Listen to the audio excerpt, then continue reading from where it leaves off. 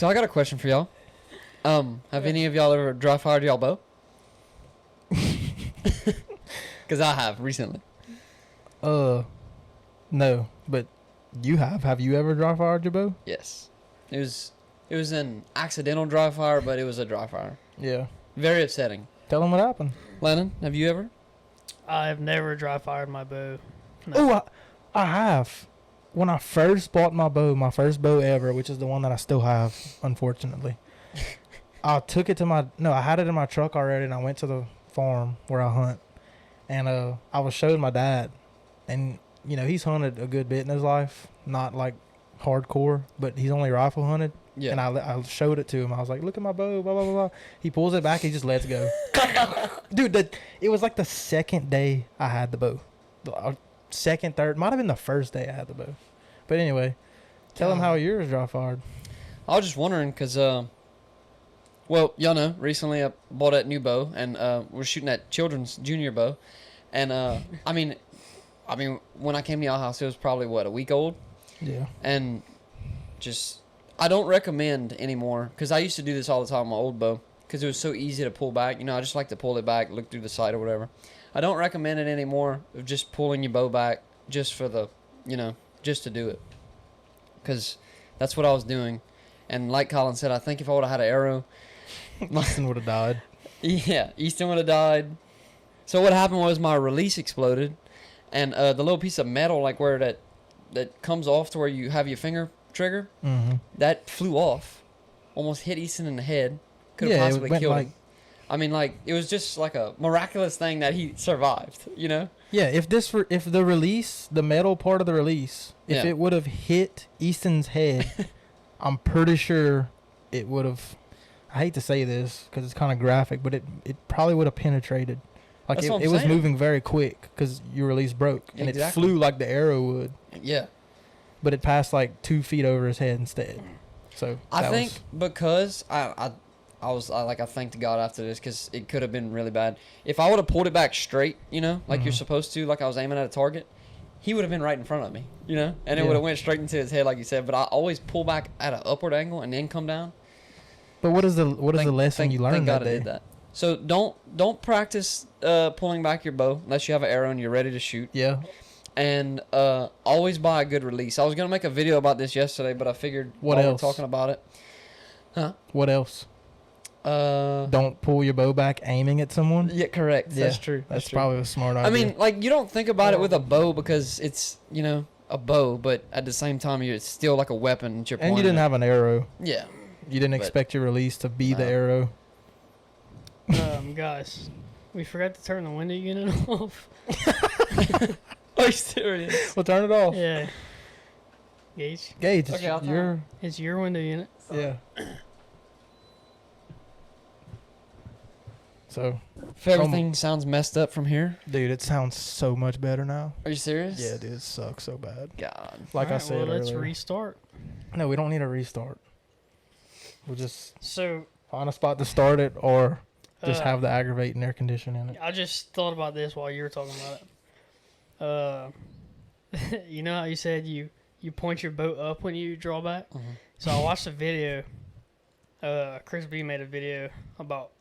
Apparently, he used to shoot, like, what do you call that? Like competition bows. Yeah.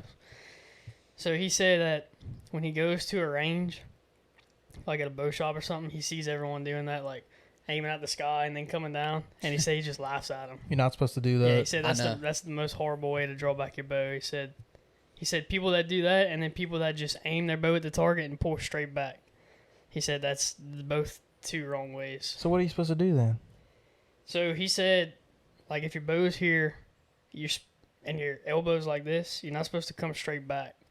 You're supposed to point your elbow up, and it uses certain muscles. You use your back instead of your shoulder. Uses your back instead of like your shoulder. And he said that he's seen so many people like tear stuff in their shoulder from pulling them back wrong. Yeah. And he said so he did a video, and there's like he had this bodybuilder that bow hunted a little bit or whatever, and they had, I forgot whose bow it was, like a 80-pound bow, and the bodybuilder dude couldn't pull it back with that kind of physique, but Chris B pulled it back like it was nothing. He said with the right technique, you could pull back like 100 pounds. Sorry to interrupt, but your unit in your house just turned off, and the quality just got better again. Are you serious? By a lot. Yeah. Wow. Like, Landon, you want to listen to this? So we basically got to just restart and turn Gage's air off. No, it's good. This will just be the first podcast, or we won't use it and it won't. You know what I mean? Oh, yeah. It does sound better. You see how much better it sounds now? Yeah. Yeah. I figured that we should have closed that door, but I didn't. It's probably a good idea to do that next time, but it's going to get hot in here. Yeah. Guys, we have a very, beginner setup. Like, we bought really good equipment, but that's only because we didn't spend money on all the stuff that's, we don't have, a good place to do it. We don't have, decorations, all that. We did, but it was, too small of a room. So we just came in here. We spent all our money on good equipment, right? Wouldn't y'all say that? Instead of I think it sounds really good. Instead of buying, good chairs and, stuff like that. Except our lights. Shout out Easton. Yeah. Amazon specials, you call that. We were supposed to have better lights. But yeah, anyways, to what you were saying about, it's crazy that you said that about Chris B. And, I saw that I was pulling it back wrong because it's harder. It's just like with a rifle, whenever you're trying to find it in the scope, I've always just took the barrel, aimed it at the body of the deer, and then your scope's on the body, where you're getting ready to shoot. It's kind of the same thing with a bow, but I guess everybody doesn't know, the right technique, because I was talking to a guy yesterday, and he bow hunted his whole life. He said he recently stopped within the past couple of years because he said he can't pull it back anymore.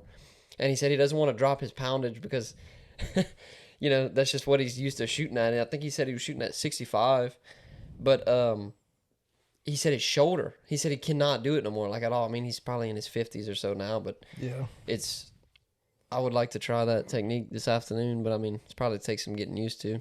So in that video that you watched, did he say pull it back with the scope on the deer, but have your elbow up? No, he said don't aim it straight at the animal. He said they said the two ways he sees people do it wrong is they aim up. I know that. Down on it. But what are you supposed to do? You just name the two ways people do it. He said he said people were over dramatic. A lot of people do that. Yeah. He said don't aim straight at the animal, but he said have a little bit of elevation, not much. Have that elbow pointed at the ceiling and then come back. And he also said don't push with this hand. He said use open your body instead of pulling back with just one arm. Open your body like that. Yeah, well, he's getting too technical. Freak all that. Well, I mean, he said if you can figure out the right technique, he said you'll feel like you're pulling back nothing on your bow, which I mean, it's a big plus. I pull mine back kind of high, and I have pulled it back too high, and I've noticed that just doing it myself. It's why do I do that? I don't want to create a habit out of that for when I'm hunting. So when I realized that, I had my mouth too far away from the mic. So when I realized that, I started aiming at the target and keeping my sight on the target while I pull back, and I really like it. And it might not be the right way to do it in a competition, but when I'm hunting, that's what I'm doing. I shoot better like that. My sight is already, I'll look at the pin because I don't have multi-pin unlike y'all. I'm just saying. I'll notice the pin that I'm going to use before I even draw. Yeah. And I'm watching it the whole time I'm pulling back. And that's just me lately this summer when I'm practicing. But yeah, I feel like definitely hunting, especially if it's cold, you're not going to be in the stand doing.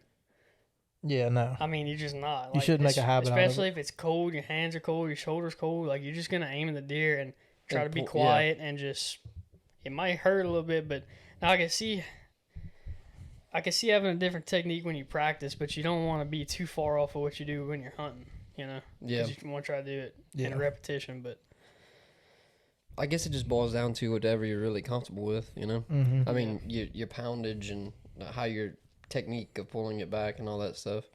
I think hunting and competition is two different things. It's two crazy different things. Doing both will help you. Yeah. But it's just hunting dogs and hunting competitions. Yeah. And we're not experts. I don't want people to think we're experts.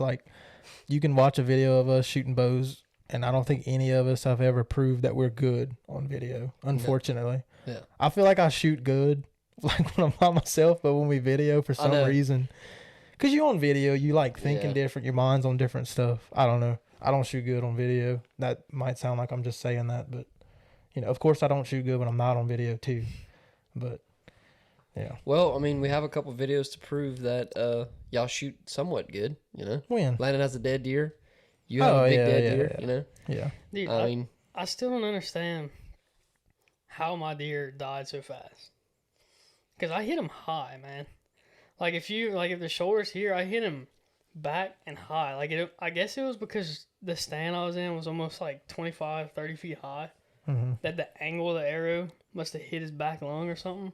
Because when we were watching the video, it did not look like, I hit him high, like super high. It didn't penetrate deep. It looked like it wouldn't have hit any vitals, but he ran 40 yards. Yeah. I didn't understand that either, because whenever I was videoing it, I could have swore, like, maybe it was just my adrenaline. I could have swore I saw, like, like a blood shot, like, come out. But you didn't even have a pass-through, But like you said, we were so high in the tree. It had been going down. I remember when we pulled up the video, and you saw that arrow stick, and it didn't go through. I looked at Landon's face. He looked like he was about to die. I was nervous. Yeah, I feel like being that high is almost like a bad thing. It changes your yardage. Well, it changes the way you need to aim at the deer. Because I've seen people say to aim at where you want the arrow to exit the deer. Like they say, I mean, if you're ground level, or if you're 25 foot up in a tree, where you aim is going to be different. If you're that high, you almost need to aim at the top of their back, because your arrow is going to be at such a steep angle, to hit both lungs. You need to aim at the top of their back. Whereas if you're on the ground, you almost aim at their stomach. Yeah. Like, it changes a lot. And Jordan stands are, like, high. Yeah. Like, they were, like, freaking... Like 30 foot. More than that, I would think. Like, he would have that one we were in was, like, a 50-foot pine tree, and we was almost at the top of it. You know how the lock-ons, they come with steps that get you probably about 20 foot? Yeah. Well, he has extra ones. He did. He uses like two sets. Yeah. So about 40 foot. I'm not afraid of heights, but I was kind of like scary when the wind would blow, your whole stand would rock back and forth. My rangefinder has a thing where like it does a direct range, and then it has like an angle range that takes into account how high you are off the ground to your target. And my direct range was like 25. Well, my angle range was like 36. That's how much of a difference it made. Yeah. I don't think, like, there's advantages to getting that high, but I don't think you should get that high for any reason other than, like, you have to. Like, you're creating a bad angle when you're that high. You really are. Unless the deer is far, If it's right below you, it's a horrible angle. Yeah, I don't like that. I don't like getting that high. It really is a bad angle. Yeah. And I could see getting high, like maybe if you're hunting on public land, and like if you have like a lake or a pond or something, or a big steep cliff like 30 yards behind you and the wind's blowing, and if you're on the ground, your scent's gonna be something can still pick up that scent in the 30 yards behind you to it. But if you get high, your scent will have enough time to float out into it. So I could see where getting high would benefit, but I know guys that get high for a scent. Like they'll get in the top of the tree just so. Right. I don't know how good that works, but I've talked to people who around here that get really high for the sole reason of their scents. Like, I don't know. Well, I don't know how much that helps. It makes sense, like when, because I watched like some deer hunting videos, and people get. I mean, just think about it. If you're 5 foot off a tree and you drop some milkweed, it's gonna float down and hit the ground. So that's where your scent is. If you're 30 foot up in a tree and you drop some milkweed, it ain't gonna hit the ground. No, for a while. Yeah. So and if you get up in that wind, it'll go forever. It makes a big difference about where your scent's going. You know. I would say the perfect spot for me, especially like with all of our public land setups, because we all pretty much have the same thing. You'd probably be around, 20, 22 feet, maybe at the highest. You don't really ever get higher than that whenever you're hunting with a setup like that. Now, I mean, in the case like where you were talking about with your deer on some private land like that, you're overlooking a huge food plot or something. I mean, we could see to both sides, It was almost 2 acres worth of stuff, you know, that you could look at. But I saw a guy on TikTok yesterday. He had a stand. He was setting up a box stand. This was on private land. He got so high. They used like a lift, you know, like one of those crane lifts, and he put the platform at like 60 foot in the air, which is insane. But you could see over a tree line and see 2 different fields. But I mean, it was made for rifle hunting, you know, obviously. Yeah. But you could shoot a buck or whatever. You could shoot a deer in the opposite field. You know what I'm saying? Like, you almost need an elevator to get up there, dude. That's wild. I mean, imagine climbing that. Yeah. I don't know. I mean, I've seen situations where you only need to get 10 feet up. Like, it's better for a certain spot on public land. Yeah. Like, there's no point in climbing all the way up. Like, someone we know climbed up really high, like past the canopy, and sent us a picture of the canopy, like leaves, like where he couldn't see anything. If he would have just got a couple feet lower, he would have been underneath that and had some lanes to shoot. Now, I understand getting up there to be hid behind the leaves and all that, but he had nowhere to shoot. And he sent us a picture of his spot. Who are y'all talking about? I don't want to say his name. Okay. But he sent us a picture of his spot, and I was like, dude, where are you going to shoot? Like, because he got above it. And I'm not like, you know, if I was there might have been a good spot for him. Like, he might have had some, I don't know what his situation was, but I'm using it as an example. Like, if he would have just got a couple feet lower, he'd have been below there and been able to shoot. You know, like, just because you have 4 sticks, this is a better way to say it, just because you have 4 sticks doesn't mean you need to use all. Yeah. You might need to use 2 or 3, or you never know, you know? You might need to use 1. It's really just like situational where you're hunting. Yeah. What kind of terrain you're hunting. I feel like it just changes every hunt you go on, depending on what the circumstances are. It's never gonna be the same. I saw a video the other day. It was a guy hunting up north to where we're going this, you know, in the upcoming months, and just to like to get some more information. And it's kind of hilly, and he shot a 170-inch buck on public land, like 8 foot into a tree, because he used like the hill to his advantage. You know, it was like kind of like a hill. He was 8 foot in a tree, which when you look down, it looked like he was about 20 foot, but he could see everything. You know what I'm saying? If he'd have climbed any higher, might have not killed that deer. You know, because if it would have walked at the bottom of that little ridge or whatever, but. I mean, he would have been like 50 foot up. Yeah, exactly. That's what I'm saying. Yeah. Like you said, it just depends on circumstances. And last year, I'd never done this before, but I killed that doe hunting on the ground. I've been noticing a lot of situations where hunt on the ground is better, like a lot of those stick areas and stuff. And I think a lot of the times the deer are in them areas where there's not a tree to get in because of that, because there's no tree to get in. And people say, oh, there's no tree to get in, I'm not hunting right here. And it's like, okay, well, nobody's hunting right here because there's no trees to get in. That's why the deer are right here. Yeah. So you might be better. And, of course, you're at a huge disadvantage on the ground. They can see you. But sometimes if you can get – so if you think the deer are coming from your right, and there's like a big brush pile, like a fallen down tree, if you can angle it right to where you hear the deer come and you draw back – this is just something I've been thinking about, and I've seen situations, just never been successful doing it. If you can get where that big tree or brush pile's in your way to where when that deer's coming around it, by the time he steps out, you're right there already drawn back, and you're gonna kill the deer because he has no way to see you. Anyway, I just thought, you know, to add that to the different heights, you might not have to get in the tree at all, you know. And I hate getting in a tree unless I know this spot is like the spot. Like, I want to be able to move around, keep scouting. I'm not getting in a tree. This is my new rule. I made it up for myself last year. I'm not getting in a tree until I know that I'm going to kill a deer in this tree. Like, I have to be very confident. Like, I feel like if you get in a tree and you're not confident, you're putting yourself at a disadvantage. You're not figuring anything out. You're not finding anything out. You're just in a tree waiting for a deer to walk to you. And what are the chances of that? That's why you see so many deer squirrel hunting. Yeah. Because you're walking around and so are they. The chances of you seeing one go up. But anyway, I just thought I'd add that. Yeah, I agree with that. Like, I've had a couple hunts where I feel like I don't want to.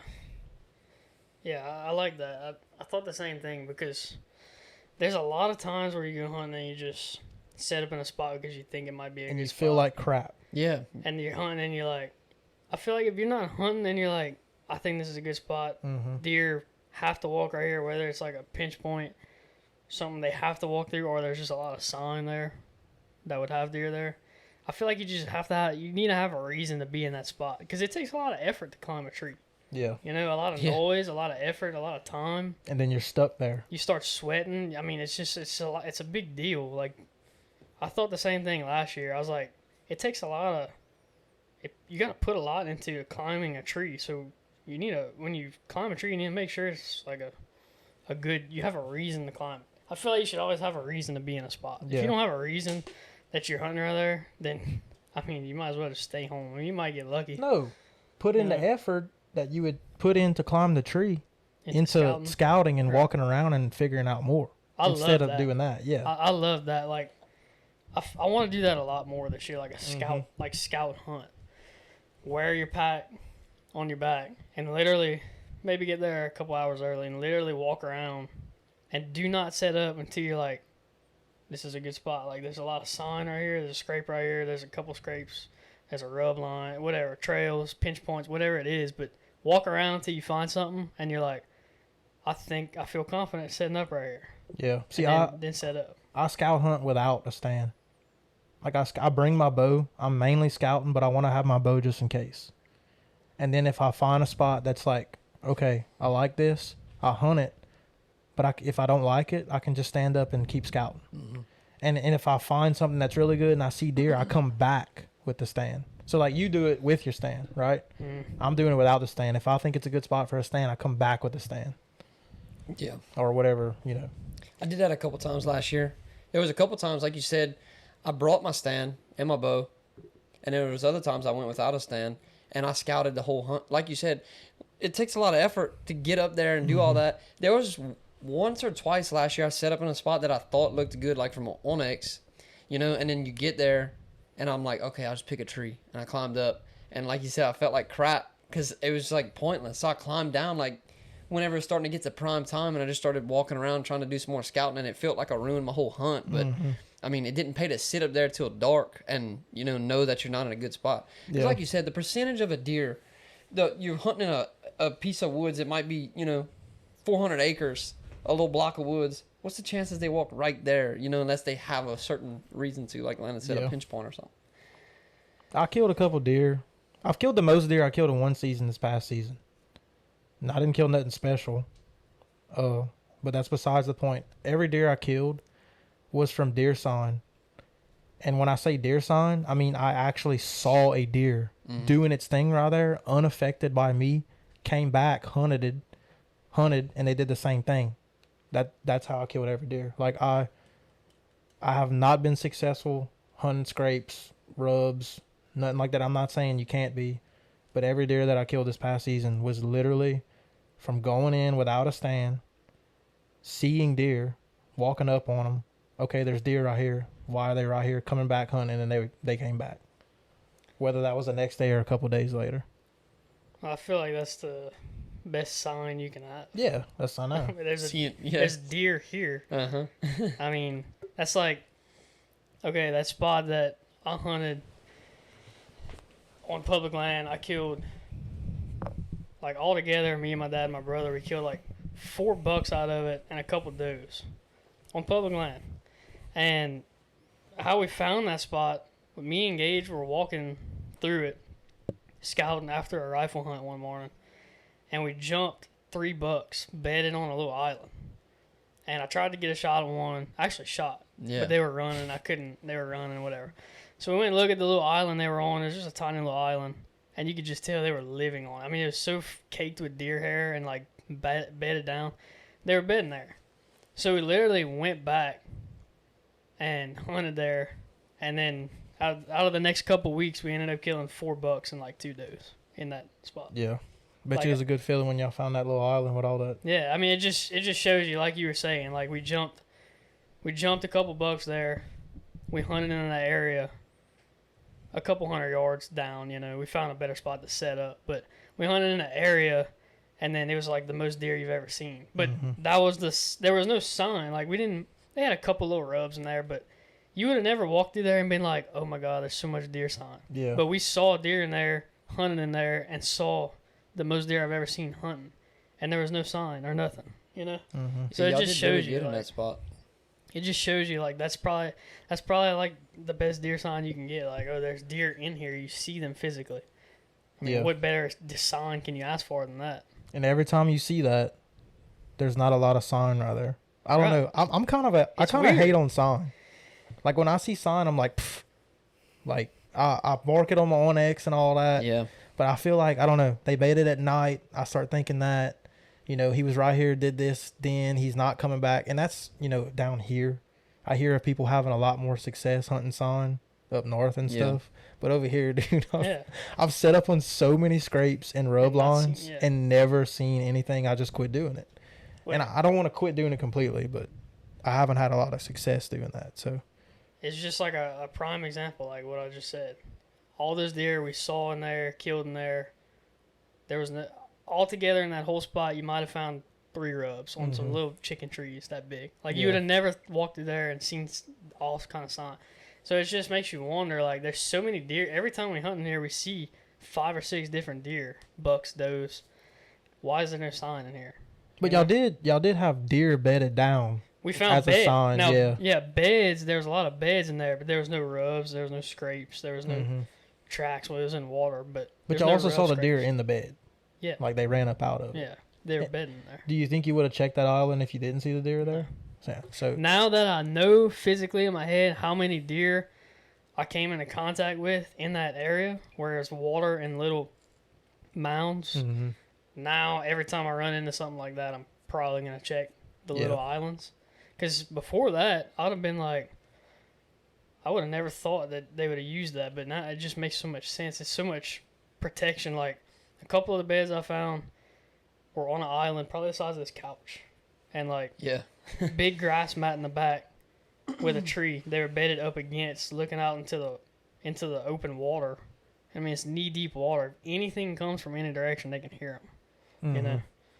So, I mean, it just makes sense. I'm not going to lie. That spot that we had walked up on kind of changed my whole aspect on, like, public land deer hunting. Because it, like you said, wouldn't have thought, you know, on an island. But, like, deer try to seclude themselves, keep themselves safe. Like you said, they were surrounded by water. That's how they saw us coming. You know, they heard us walking through we were in ankle-deep water before it got deep. But it's just, I don't know. It's crazy. I integrated a lot of that stuff that we learned from that spot. And I didn't even hunt it as much as y'all.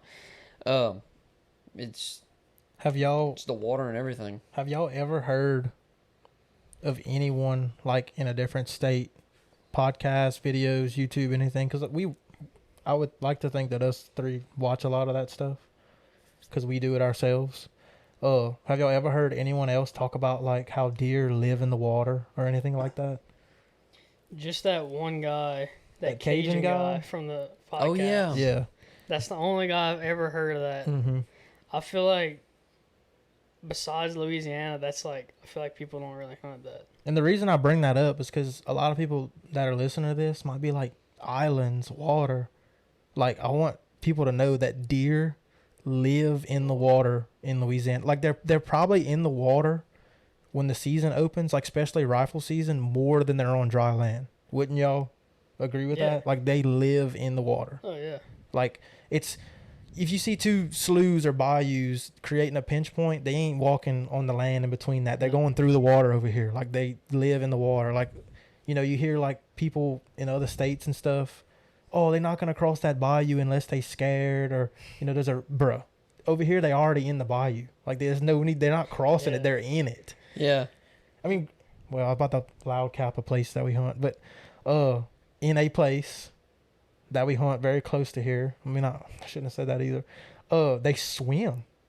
Like, I'll be walking through there duck hunting, and you wouldn't think, like, okay, they're living in shallow water. Like, walking along the... Dude, you go over here, you walk around, deer just swimming everywhere. And I'm sure y'all know where I'm talking about. Yeah. It's full of sloughs, really deep. I'm probably going to... Everybody's going to know what I'm talking about. Dude, the other day at our camp, remember, when we were running our lines on the way back, that there was a doe in the middle of the night. It was almost like 1 a.m. We were going to check our lines. Yeah. She was just swimming across by herself a river, you know? Yeah. And she just needed to cross, though. But it's like, like you said, you know, sometimes they won't cross certain spots, but I mean, this girl is crossing in the middle of the night by herself, you know? They don't mind doing it here. No. As much as they do other places. I feel like they're just accustomed to it because we have so much of it. Like, they, like you said, literally live in water. Like, one of the spots we hunted was, I mean, I almost had to wear waders. It was over my knees. And like deer, that'd be like almost touching their belly. Yeah. You know, like up to here on a deer, and they're just walking through it like nothing, you know? You ever think like, you know, you go swimming for like an hour or two and you get all waterlogged and your hands all like start hurting and get all wrinkly? I've wondered that, like, do the deer get like that? Like, does that not aggravate them? I thought about that with our dogs, like sitting in the water sometimes for hunts. Well, they don't really get like that. Well, that's true. Yeah. So maybe, I don't know. We get like that though. We soak it all up. I just feel like I guess deer are like accustomed to different stuff. Like Louisiana deer ain't gonna be the same as a Midwest deer. There's not as much water holding like on their in the middle of the woods like we have here. It's ridges, big open woods for the most part. I mean, they still have some watery stuff, but I feel like, and that's what something I was wondering, like scouting, because we're going hunting in the Midwest, and I was scouting, and I saw like some swampy spots that if it was in Louisiana, I'd probably go hunt. But I was like thinking, I don't know. Yeah. I don't know if deer down there are gonna do the same thing as deer here. So I don't even know if it's worth going to hunt a swampy spot like that up in the Midwest. You know, I just don't know. So I would just avoid it. I've seen a lot of people up that way though hunt like thickets, like cattails, where it's not like wet, but it's like was wet or maybe a little bit wet. But what we're talking about is like, you know, a foot of water. Yeah.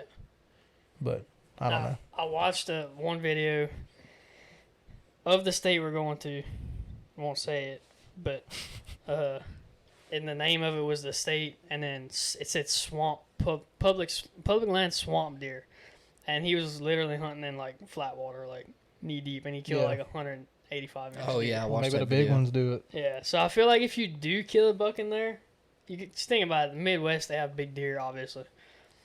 You know, you can kill a big deer, whatever. Think about where the really big ones probably hide. Mm-hmm. They might be in there. The secluded stuff. Yeah, I mean, I don't know. It's worth checking out while we're there, you know? Yeah, I guess. Yeah, it's just one of the things you got to find out when you get there. Yeah, you might go walk around in there all day and not find nothing. But it does make sense, though. It's kind of crazy. I just started thinking about two separate locations. That spot that you were talking about where we would have to use waders a couple times. Lots of sign, but remember we jumped deer a couple times getting there? Like, they were in the water. yeah.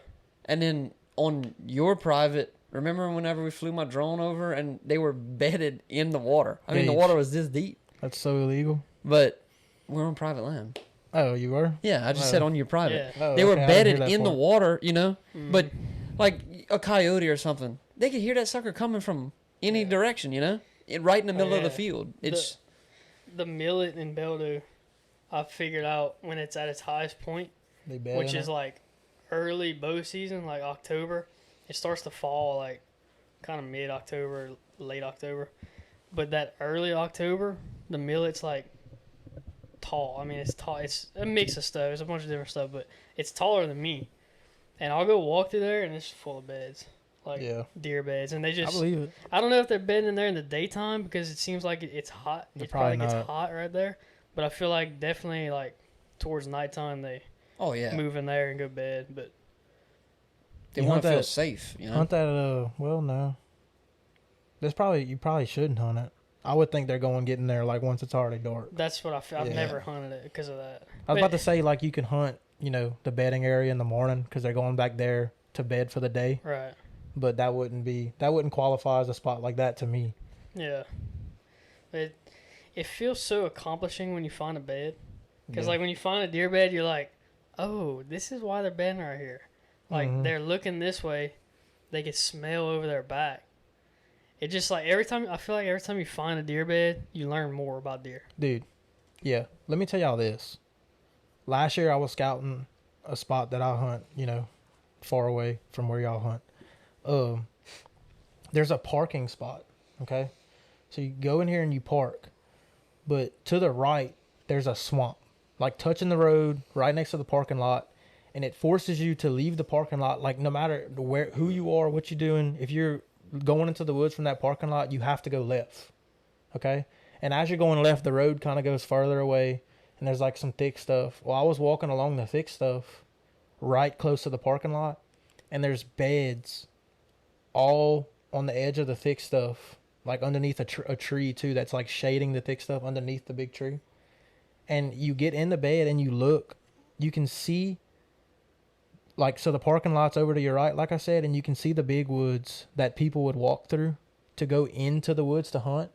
And from those bedding areas right by the parking lot, no matter who it is who's walking into these woods to hunt, they know every single person that's going in there to hunt just from sitting in that bed. They're watching them. You get in that bed and you can see into the big woods far. Every single person who's going in them woods to hunt, they can see them, watch them go in them woods. And it just blows my mind because it's like they're bedded right there. Yeah. Like it's definitely beds. And it's crazy. They know what they're doing. Like they set up right there. So the humans just pass it up, you know, like you're saying. Yeah. I'm not talking close enough. I think it's beneficial, like you said, like some of those thicker spots, kind of like how you killed that deer off the ground, you know? I mean, could you have climbed... That was a field, though. Oh, that was a field? Yeah. Could you have climbed up in a... Well, Easton hunted, like, spots like that, you know? Like, towards where he was living. Yeah. And he said it was, like... It's one of those places you cannot climb a tree to hunt, you know? Like I thought there was a tree. You have to... He told me a lot of the times he hunted off the ground, but it was a lot of palmettos, you know? My spot, there was no tree. No tree? You could not hunt in the tree. I mean, you could, maybe. You like hunting off the ground? Yeah. Yeah, it's way better. Doing it now and having killed one, reasons. would you use a ground blind next time or continue like to just try to find natural cover? I'm just going to, yeah. I mean, if it's there, if, like we were talking about earlier, every situation's different. If it's there, I probably will. I've never had success out of a ground blind. That's why I was just wondering. Yeah, I mean, a ground blind, they see that. Yeah. It's like, just, they stick out so much, you know? A ground blind to me is portable, but it's almost like a permanent blind, you know? You need to sit it there and brush it and all kind of stuff. Yeah, and let them get used to it. Yeah, exactly. I mean, at that point, there's no point of even doing it. You just need to sit against a tree like you're squirrel hunting or something. I'd use one on private land. Oh, yeah. Not on public. I wouldn't use one. But yeah, to hunt on the ground, I feel like something's got to be there to enable you to do it. Like I said, a brush pile or like, you know, some thick, tall grass. I've done that before. Didn't kill anything, but got in some tall grass, like made like a little spot to get in. Mm-hmm. And just like, you know, you'd have to kind of lift up to shoot. But I like that because you can move right there. A deer could be 2 feet away from you and not see you because you're in it. But yeah, I do like hunting on the ground. That's what makes bow hunting so much different than rifle hunting. You have to talk closer. I said that's what makes bow hunting. Yeah, there you go. Face so it towards you. Like you want to talk in to that. Oh, okay. Yeah, that's what sounds good. That's what makes bow hunting so much different than rifle hunting. Like, rifle hunting, I feel like it really doesn't matter where or how you set up. As long as you have visibility. Or it doesn't matter as much as, like, bow hunting, if you know what I mean. When you're bow hunting, you're trying to get something within 20, 30 yards of you. Whereas when you're rifle hunting, especially if you're hunting in, like, a big open area, I mean, you got 100, 150 yards to play with, you know? Yeah. But, we're talking about deer hunting a lot. When we started this, we really, honestly, did not deer hunt. Like, yeah, we went a couple times, but were we deer hunters? No. We've grown into it. And I don't know about y'all, but I started doing it for more content. Like, I deer hunted, but I was like, man, we need to post more videos. We're not killing no ducks, you know, because in Louisiana, it's tough. There's not a lot of ducks a lot of times. It's always hot. The deer don't leave. They always here. So I was like, well, we need to go video some deer hunting stuff. And I've been learning, you know, the past couple of years. How long we've been doing this for, like 3 years? I deer hunted before that, but I was never, like, into it. Now I am. But point I'm trying to make, like, a lot of people listen to our stuff, watch our stuff because of duck hunting, and we don't do a lot of that anymore. So what do y'all think about this next duck season? To bring up ducks in this podcast, too. So we don't talk about deer the whole time. Are you excited for it? To be quite honest, like, to be completely honest, I usually this time of year am, like, super pumped watching duck videos. Yeah, me too. I, just to be completely honest, like, could not care less. Me either. Like, duck season in Louisiana has wore me out so much that I, like, honestly, I'm still gonna go duck hunting, but I'm picking my days this year. I'm not going to mess around when it's hot. Because there's good days. Yeah. We'll have a couple good days. Right. I'm going if it's good. Mm-hmm. If it's a good day, it's windy, it's cold, it's a pretty duck hunting day, I'm down to go duck hunting, of course. Yeah. But I'm picking my days, man. If it's hot and just I'm not going to waste my time out there anymore, because I feel like that's a lot of hunts we did that. A lot of hunts it was good weather days and we did good. And I'm still down to go if it's good weather, but So would you say that you started deer hunting because of duck hunting being sucky, or like, is that the only reason? I feel like that because, like last year, and I had hunted years before, whatever. But last year, I deer hunted a lot. Like Yeah, you deer hunted the most I've ever seen you deer hunt. 10 times more than I've ever deer hunted.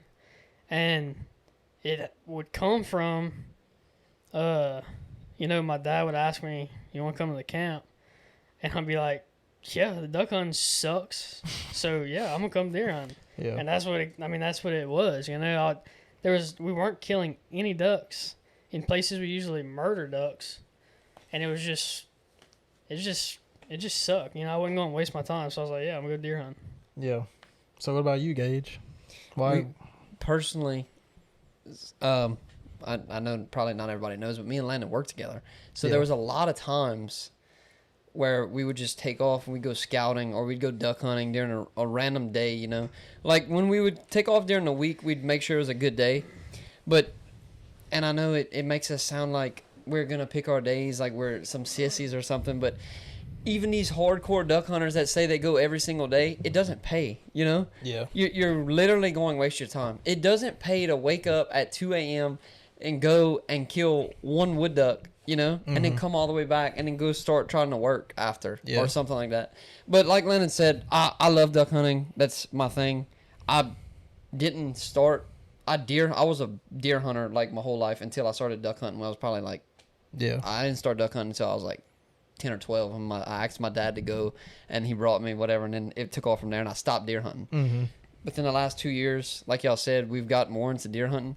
And I don't know if it's a content thing or maybe just because y'all were getting into it. So I got back into it. But like now we're in it. And I mean, we all spending some serious money on deer hunting, getting good setups and good Make it more enjoyable. So I'm more excited. To be honest, like I think about deer hunting every single day. I haven't thought. I've thought about teal season maybe once or twice, which I love teal season. It's hot, but it's fun because usually we get teal. But like as far as opening day of duck season, I see people posting. They have the itch. You see those TikToks. I do not have the itch. I have the itch to go out of state and kill some ducks up north like we usually do. But as far as staying over here for opening day, I might just sleep in with Abby. Like just go deer hunting. Well, have y'all had the itch like the past couple years? Like what about last year? Did y'all have a duck itch? I did, but I've noticed it. I don't remember. I've noticed it fading away, or not fading, but like being replaced with deer hunting. Mm-hmm. I've noticed it. Like last year, I was more excited about it than I am this year. And the year before, I was a little more excited about it than I was the prior year, Like I've noticed it. And I think it has to do with our duck seasons. I personally think our duck seasons have gotten suckier every year by year by year. It kind of does like stocks though. Yeah. It does. It goes down, but it goes up and down as it goes down. I mean, we don't have a good hunt unless it's like superb weather. Like when it snows It has or to be like freezes. perfect. When it snows or freezes, you're gonna kill ducks in Louisiana. Like you can go. I mean, you gotta know where to go. You can't just go anywhere and kill ducks. But when it snows or freezes and you have good weather, you can kill good ducks in Louisiana. I mean, you can kill mallards. You can kill good ducks. But like besides that, like for instance, we hunted a spot, and it was freezing. It was like 12 degrees, and this was a lake, like a deep lake, and half of it was frozen over. And the day of the freeze, we killed a bunch of mallards. I mean, crazy. We hunted till 2 o'clock, full of ducks. The day after it was the same thing. The day after it heated back up, nothing. It's like a light switch, and it's just that's what aggravates me about it here. You know what I think it is? Like, of course, duck season's sucking, but tell me if y'all think this affects y'all. So, like, what can you do right now to, like, prepare and get excited for duck season? Like, physically, like, what can you do to scratch your itch right now for duck season? Nothing. Go shoot skeets, shoot I guess. skeet. That's about What it. can you do for deer? A lot. You A can lot. put on quiet tape. You can get you set up. You can go in the yard, practice, make sure you get it perfect. You can go scout. There's all kind of things you can do to scratch the itch. That's part of the hunt to me. I think it's part of the hunt because you're hunting them to shoot them later. Yeah. You can't really do that with ducks. Not until it's time. Yeah, I mean, there's not even a duck down here right now. Like, what are you going to do? Go scout in the middle of the summer? Exactly. You know? I don't know, but I think that's part of it. But, you know, y'all answered the question. I want to answer it. I haven't been excited for ducks in a long time. Like, even when I didn't deer hunt. Like, I wouldn't get excited until we started killing ducks during the season. But last year, started hunting a new spot the last couple weeks. And there was some, I wouldn't say, you know, absolutely amazing hunt. But it was very fun. A lot of ducks. It has very, very, very, very high potential. Yeah. And I have been more excited for duck season right now than I have in probably the last 6-7 years because of what happened to me at the end of last season. Yeah. So I've been excited for deer too. And I've been doing all my, you know, getting all my stuff together, figuring it out how I want to do it this year, my setup and all that. But I've been very excited for duck season too. So where you're at though, I feel like I would have more confidence around there too. yeah, it's more north. You know? It's in Arkansas. Just say that. Yeah. You know. It is. Yeah. But I'm closer to Arkansas than they are. yeah. And I just want to clarify this, like, to everyone listening and to ourselves. It's not that we don't scout. And What, deer or duck? Duck. We can find ducks when they're here. You know what There's I'm saying? no point here, though. We go, I mean, we can all admit, we go all over the place, you know? We'll travel 3 hours within Louisiana to go look for ducks. We'll go meet you at your house, go anywhere in Louisiana just to find ducks. And if you're not killing, you know, and you're traveling the whole state, and I know they still got people that's killing, you know, like we said, but just wanted to let people know that we can still find ducks. It's just, it's at certain points it gets to be like, I just as soon go try something else until I get some good weather, you know? But I don't know. Yeah, but deer ain't going nowhere. No. In other words, the No. ducks, they always gone. They're here, they're there, they're there, Yeah. they're there. Yeah. And this might sound like horrible to say. And don't get me wrong, I still love to go shoot like teal, wood ducks, whatever. But there's nothing like shooting greenheads. And I we don't do not care. get to shoot them. Yeah, I don't care what anyone says. Shooting teal and stuff's fun. We shoot a lot of them in Louisiana. But there's nothing like shooting greenheads. And that's what I had towards the end of last season that's got me excited. Yeah. Because, dude, to be honest, shooting all the teal and the wood ducks and stuff, it's fun. But the fun kind of fades, and like we were shooting freaking wood. Like in the beginning of the season, we were limited out on wood ducks every single day. Yeah. And I was like, dude, I don't want to. Like, I'm gonna just start deer hunting. Like, I don't want to do this no more. Like, it's great. I love to do it a couple days, but like Landon said, greenheads is just something about it. And I used to think it's because everybody hypes them up. Oh, we only kill greenheads, you know, and stuff. But dude, it's something about them, like the way they work, the way they fall, how much bigger they are than other ducks. It really is. There's a reason people like them. It's not just because, oh, we only kill greenheads, you know. Yeah, it's because they're actually, they're fun. The way they work is just something about it. I'll say this. If you kill greenheads, I'm not one greenhead, two greenheads. If you can kill a good mess of greenheads on Louisiana public land, that's an accomplishment. Oh, yeah. That's an accomplishment. I don't care who you are. I don't care if I don't like you. I'll give you your props if you can kill greenheads on Louisiana public land. That's hard to do. It's straight up. It's hard. It's not easy to do. If you can do it, props. You probably know how to duck hunt because it's not easy to do at all. So what the conversation we just had kind of explains. I need to talk closer to the mic. I've been sounding terrible. But the conversation we just had explains probably why there hasn't been a lot of duck hunting videos. And I always try to tell, everybody, like, we don't need a kill to make a good video. And I still think that's true, but also it helps, Yeah. Nobody wants to watch a video of you shooting a wood duck, and us just cutting up the whole time. So we don't post it.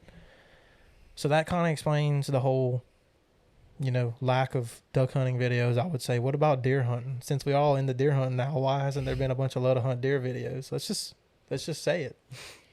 Landon, you want to go first?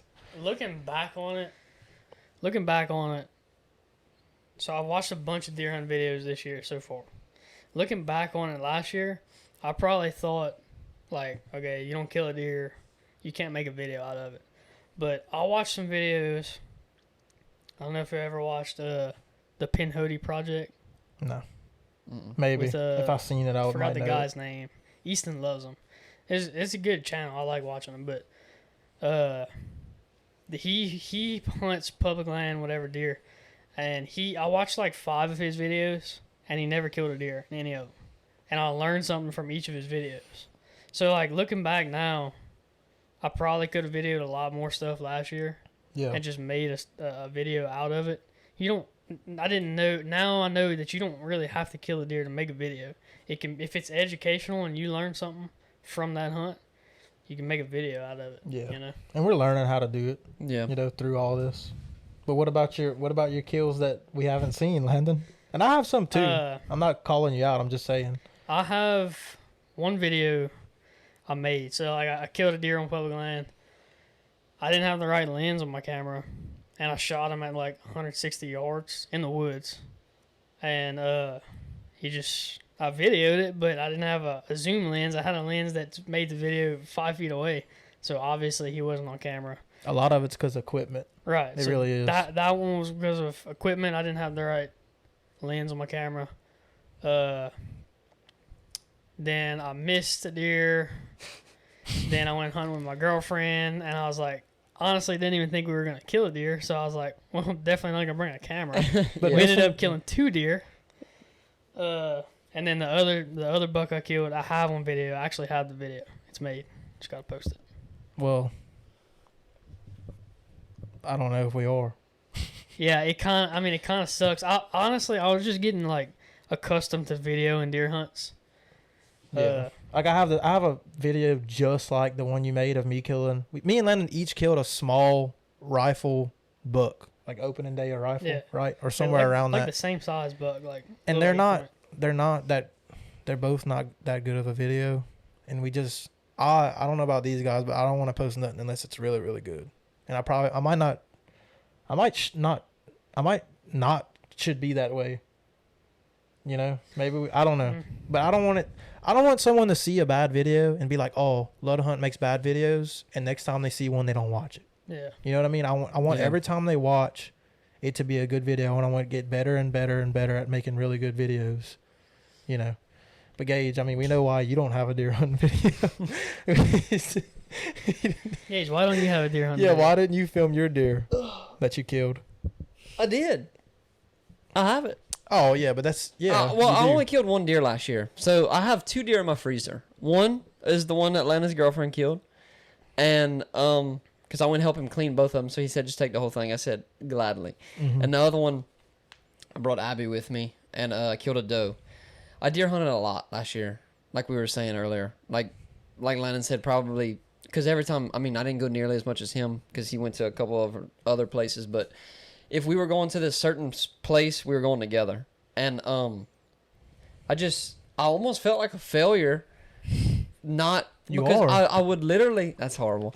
But I literally have so many videos in my phone, you know, like on the camera and stuff, of failed attempt at deer hunts. Mm-hmm. And I was thinking about it because I want people to learn stuff from us too. I don't want to just have a video of me pulling my bow back and I'm shooting a 170-inch deer. There's thousands of guys that do hell that. Yeah, you know, and just the video ends. You know, I don't want that. I want somebody to learn something from us because we know some stuff, you know. I'm not going to say we're all great hunters, and looking back at those videos that I made in my phone, those failed deer hunts, there's not really anything they could have learned, you know. So that's what I want to change for this year. Yeah, because I really want. I've been bow hunting for almost 5 years now, and I really want to kill a deer with a bow. I just want to. My goal for this year is a buck. I've never killed a buck before. I've been deer hunting. I've killed probably close to 50 does and little button bucks. You never and killed spikes. a buck ever? Mm-mm. I didn't know that. But like I said, because I was a deer hunter before I duck hunted, but I had gotten into duck hunting, so I stopped. I've killed a lot of does and stuff, deer. Does and spikes and stuff like that. But I've never killed even a little basket rack 8-point. That is my goal for this year. Yeah. Especially when we go to our Midwest trip. That's what I'm really hoping on. I really want a good deer because it's starting to get to where You know. Well, I hope you get one on video. Thank you. Oh, I'm gonna get it on video. Don't you worry. Yeah, he's just gonna kill a 190 in the Midwest. I really I hope he does. Dude. First afternoon. If I kill a big buck the first afternoon we're there, I'll just go take turns filming different people each day until we come home. Dude, yeah. And kill me a doe or something. Yeah. I think we could kill like 4 does, huh? Mm-hmm. A person? Then we can each kill. Yeah. Good. I'm shooting one if I see one. Oh yeah, I mean. I ain't going home with nothing. I paid that much Yeah, money for I know. a license. And you can shoot a doe and then kill a buck the same day. Yeah. I'm sure. Yeah. But yeah, that's my goal, and I think we all need to. Like, I talked to you a lot last year during deer season. I learned some stuff from Landon too. I didn't get to really hunt with Easton that much, but I mean, I would text you and stuff. You know, just like certain scouting techniques and stuff like that. People like to learn stuff like that, even if it's like in a little 20-second reel, you know. But you don't want to sound like an idiot if you don't know what you're talking about, you know, because you don't want to mislead people. But we also started out like mainly just entertainment. Like nothing was ever about education, and I also think we need to stick with that too. Like, you know, whichever one you can do it. You know, I think we're still entertaining too. Well, I mean, like, you know, like a lot of our videos have been like, oh, this is how you do it. Look at this. Oh, I hunt my saddle, and I like that myself, but there's a lot of people that like, you know, a B-roll video of Gage shooting his bow, which we talked about doing. You know what I mean? That's what I'm trying to say. Like, we still need to have both. Yeah. We'll make that this afternoon. And Gage, to go back to, you know, because the question was, why haven't we been videoing deer hunts? I don't feel like y'all answered the question, but y'all went off on this whole different thing. But I answered my question. Did you?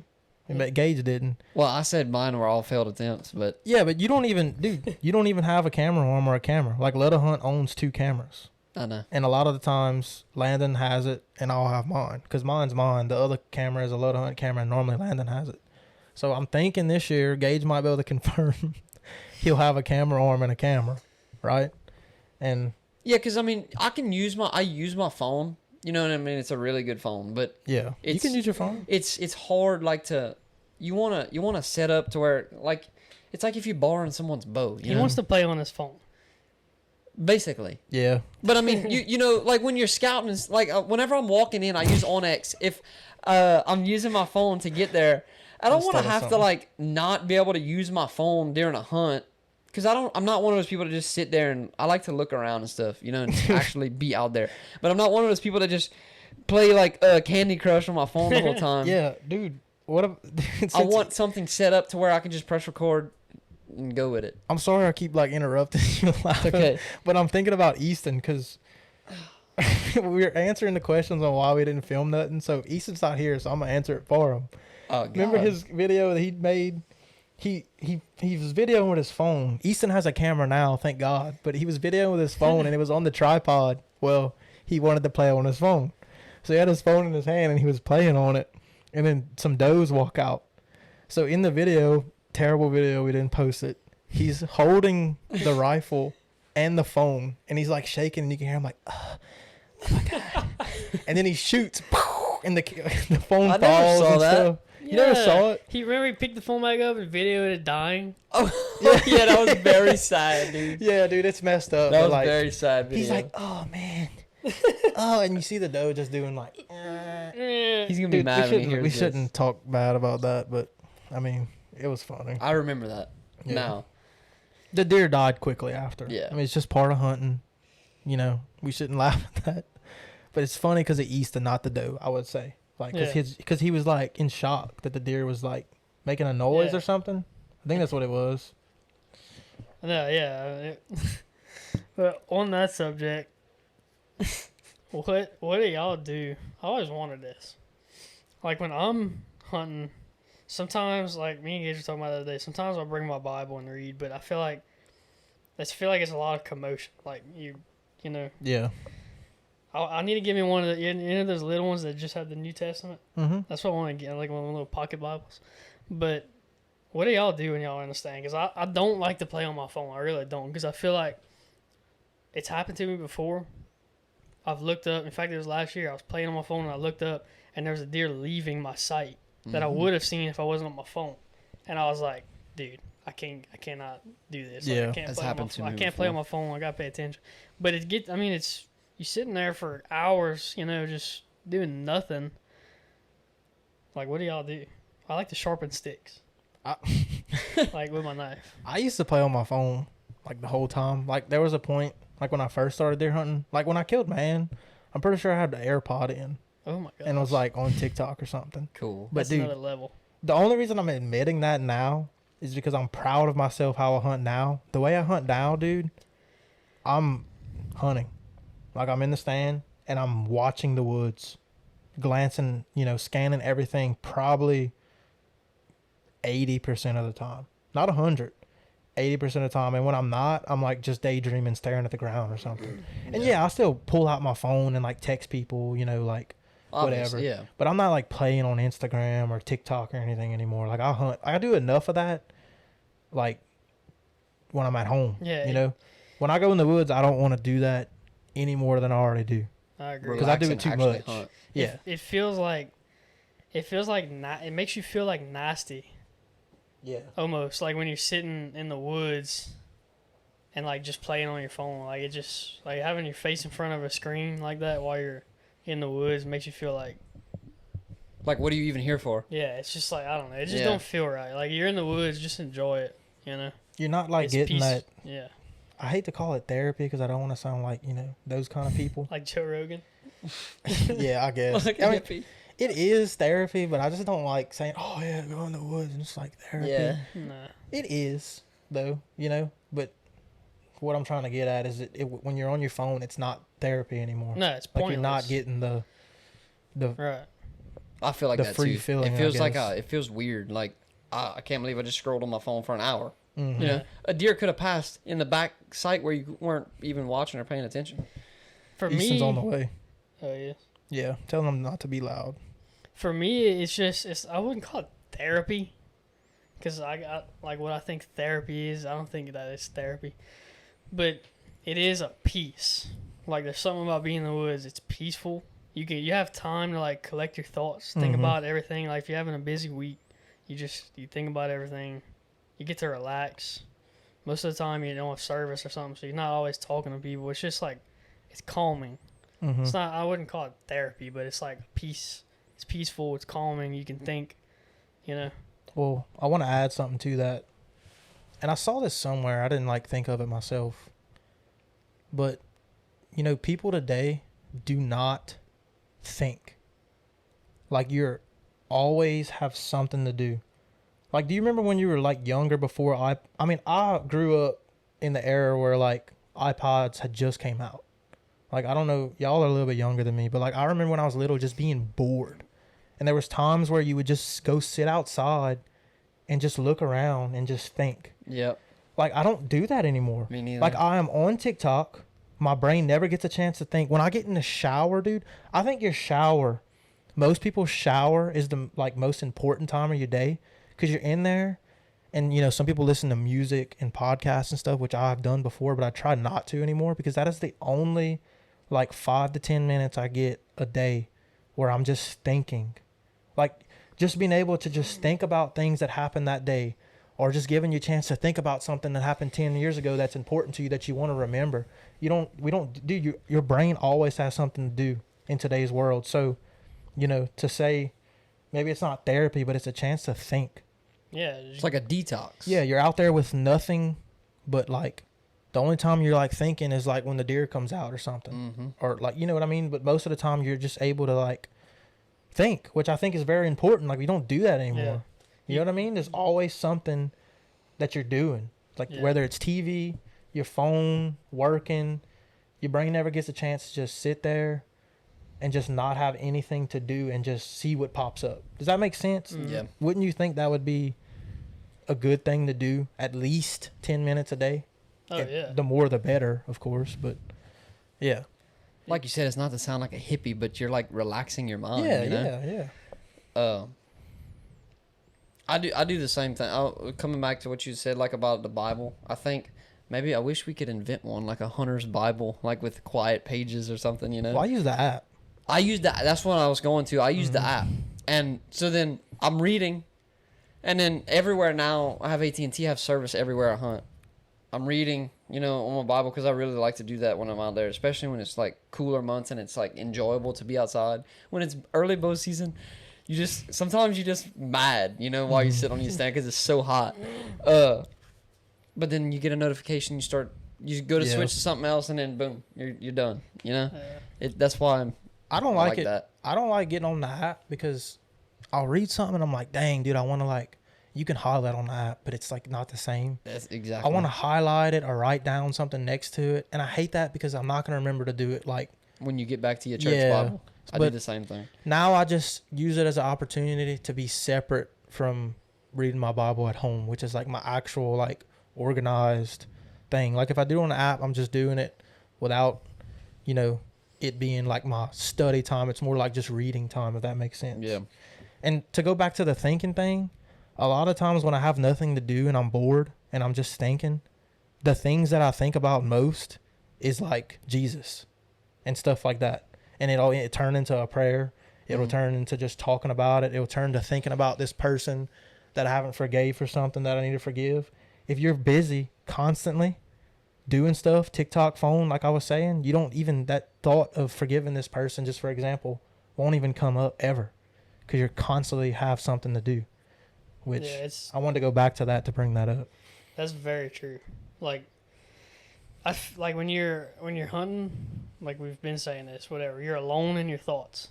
Everything that you've like pushed to the back of your mind that you think you forgot about, it like comes to surface. Like you'll start thinking about, like you'll just whatever. Say you think about someone or whatever, and then it snowballs, and you start thinking about this that happened. Then it'll jump to a different subject with this and this and this, and you start remembering all these things, and it really is like a good practice for your mind. Yeah, like it's a very good thing. Yeah, think about how unhealthy it is to have your brain just not thinking ever though. Like I feel like I don't know the science, but I feel like your brain is gonna get like weak. Does that make sense? Yeah. Without ever having to. I don't know. It just doesn't sound Me and Abby good. were talking about that the other night. We was watching a show. And, who's Abby? Huh? Who's Abby?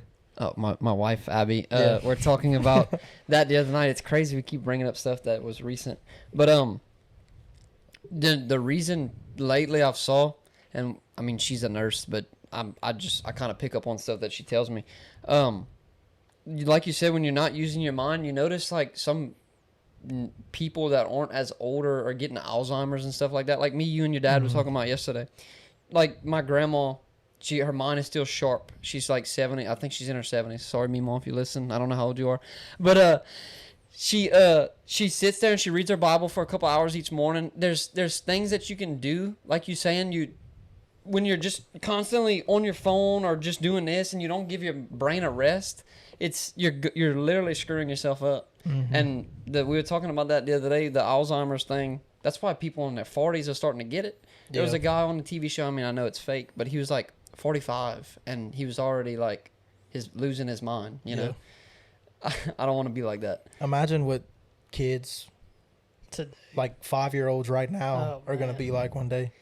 I'm never going to let Reed get like that. And I know a lot of people say that, but you can't. It literally ruins them. I gave this example the other day, and it might be a stupid one, but it can go with hunting. That's why I'm bringing it up. But anyway, if you take 2 dogs out of a litter, like, you know, 2 dogs out of our litter, just for example, take 2 boys, and you put one in a kennel in the house, like a little small kennel, and it lives its life in that kennel, and it has like a little pee pad, and you take the pee pad and you throw that out, like that's where it uses the bathroom. It stays in that kennel.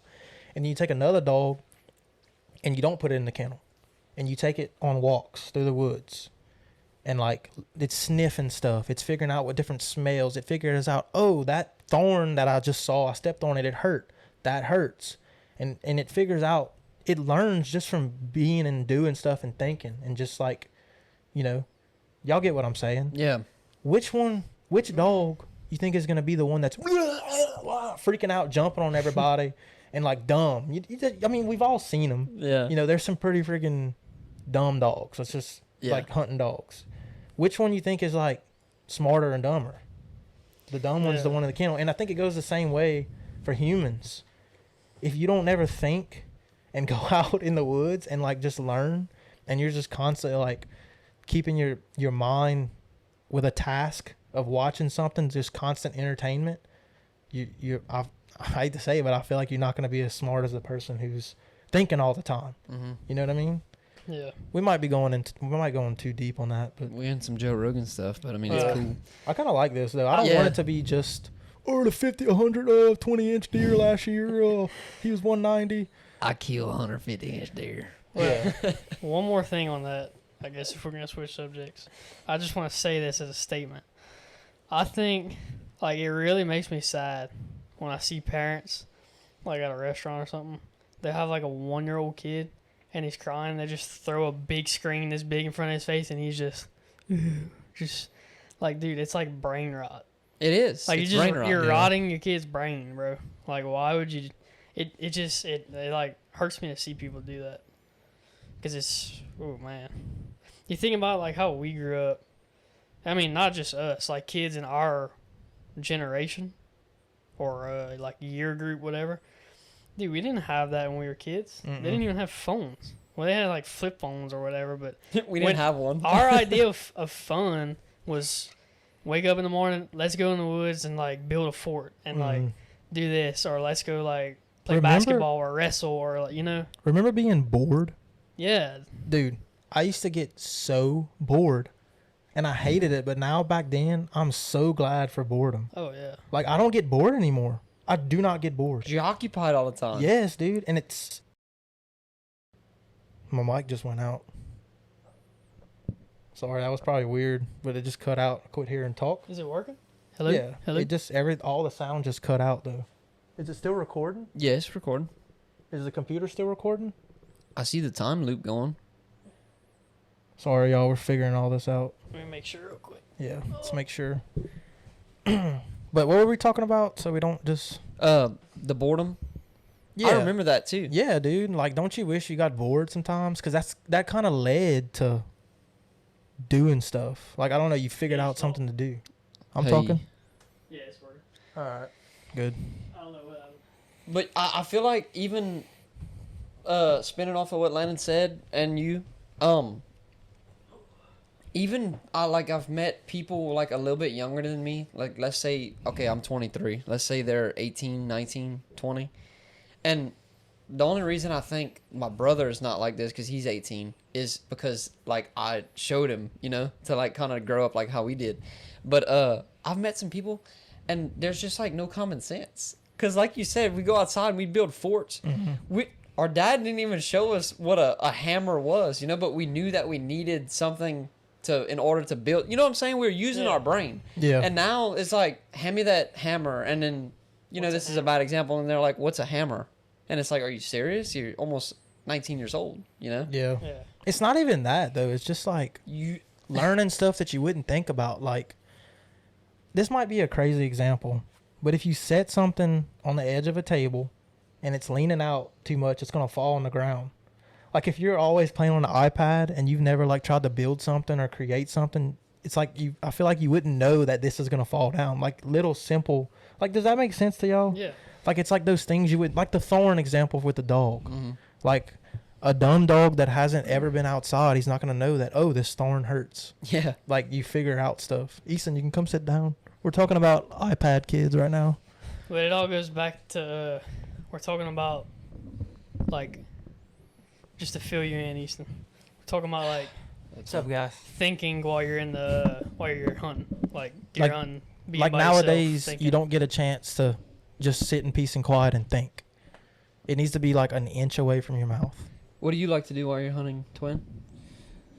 While I'm hunting? Like, are you one of those, like, play on your phone the whole time, or, like, enjoy nature, or read your Bible? What you like to do? At first, closer. When I was younger, Mother. I think I played on my phone a little more. But nowadays, I'm more, like, keeping my eyes open, looking around me constantly, 24/7. You know, like, if we talking about on the deer closer. stand, since I just got in, are we talking about sitting on the deer stand? Yeah. If I'm sitting on a deer stand, I'm constantly looking around me like that, you know, because deer, sometimes they come in quiet, you know. You're actually hunting. Yeah.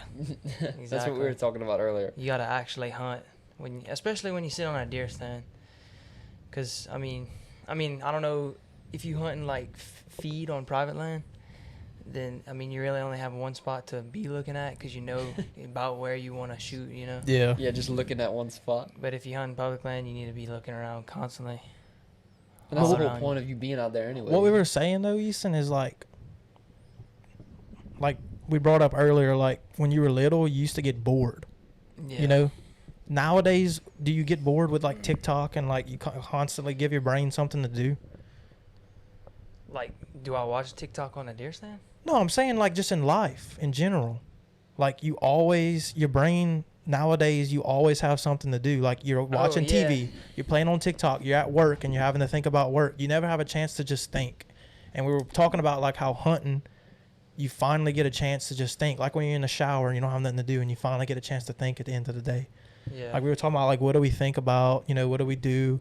I said I think about Jesus sometimes, like Yeah. not having a chance to do anything causes you to think about things you should be thinking about, but you never do because of the world today. Landon said he likes to read his Bible. I forgot what Gage said. That's kind of just to kind of like fill you in. Yeah, that's another good thing, reading. That's a great time to read your Bible, actually, because, I mean, you could literally just read a verse, then look up. Read a verse, look up, check out every little pocket. We need to get us one of them little, those little New Testament Bibles.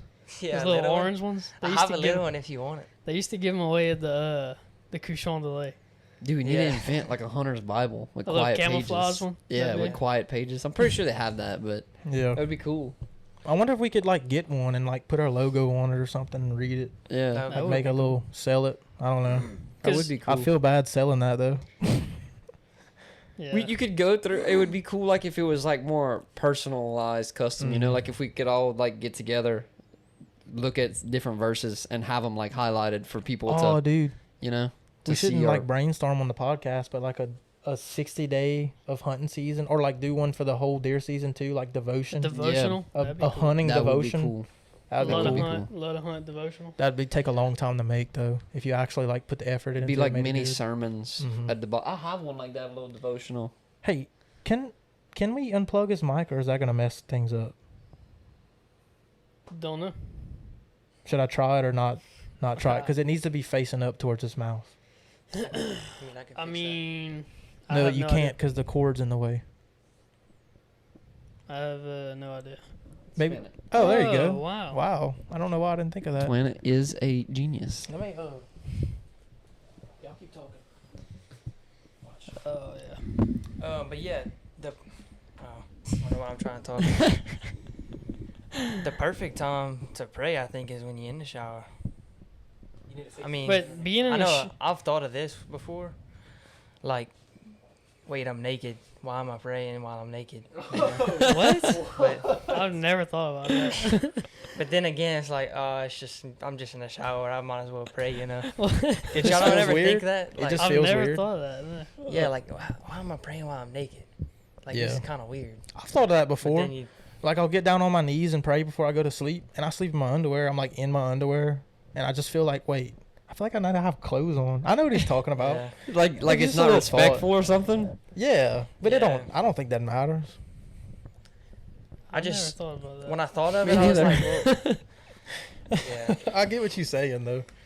There are certain situations I've been in, like let's say even at a party, you know, and you just feel like, I don't know, the urge or the need to, and it's like, why am I saying that in this situation? But Now that I can spin off of, this happened recently. I think you were with me. I don't know who else was with me. We were with someone, not gonna name drop, and we had a couple drinks. You gotta tighten though. And like we were all not in our right state of mind. Easton was there too. We were all not in our right state of mind, I guess you could say, you know, which it happens, whatever. And then someone we were with was like, I want to pray, and the person that was like, I want to pray was like completely drunk, and I was like, dude, Drunk? Yeah, I didn't respect yeah. that. And they were like, I want to pray, and I was like, bro, no, yeah, like you that's don't- not right. no, Yeah. like you. I don't know. It really rubbed me wrong. That's why I don't hunt with anybody but y'all and Allie, basically. Besides like family, like grandpas. Me personally, I can't stand when somebody does that. Like they. Yeah. All right, they put my beer down. Yeah, let's pray. You know. Yeah, like no, it's not. When It's you got not. a buzz. I know what you mean. It's not right. I don't think you should be. Like that's the. I was talking about for myself though. Like if I'm in a right state of mind, you know, and like you're in a situation where you feel like it's a bad situation, you know, or like not necessarily a bad situation, but like a situation where it's like this is not really ungodly, but you know, it's like not what you're normally used to, and that just hits you, and it's like, why am I feeling that here? You know, I don't know if y'all know what I mean, but it's hard to explain. My brain does weird loop things and Do y'all feel like we're done with this topic? This is a good time. Oh yeah, sure. Yeah, Okay, I kind of want to go back to the filming thing. Just we don't have to stay on it long, but like, okay, we all explained except for East. Well, we kind of explained East and Forum, like why there hasn't been certain like videos. Dude, he was talking so bad about you, Easton, while you were gone. No, I It was wasn't. horrible. No, I wasn't. Does the audience know where I've been? Or do I need to tell them? You can tell them. Sorry that I'm coming in so late. I was taking engagement pictures. And that's all I wanted to say. Yep. Me and Easton are both getting married within the same 2 months. So that's pretty cool in case y'all didn't know.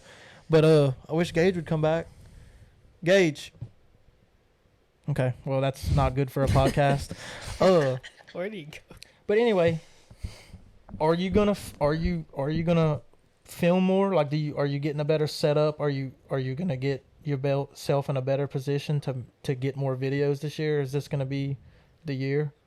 Yeah, I feel like I needed last year as like a little bit of preparation and kind of learning it. This year, I'm more excited to like, cause like I know a lot of people don't film their hunts, obviously, but when you kill a deer and then you can go back and watch it and watch it and watch it, it's like so rewarding, you know? So this year I'm like, if I can't get the deer on video dying, it really sucks, but I'm just probably going to pass the deer. Like if I can't video it, then I'm just not going to shoot it. Yeah. That's my goal this year, to get it on video. Now I'm going to do everything I can to get it on video.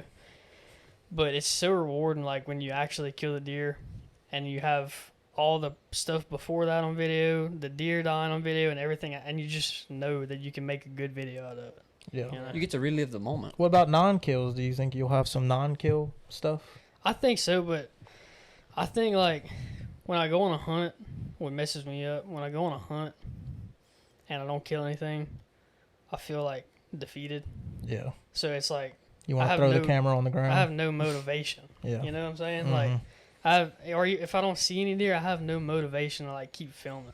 That's a mindset thing though. Like you should, I know I work on it, so I'm not telling you what to do, but I feel the same way, but I work on it in my mind to not be that way. Yeah. Like I want to keep at it. Like I don't want to let it get me down to where I want to throw my camera on the concrete. Yeah. You know, which I do feel that way.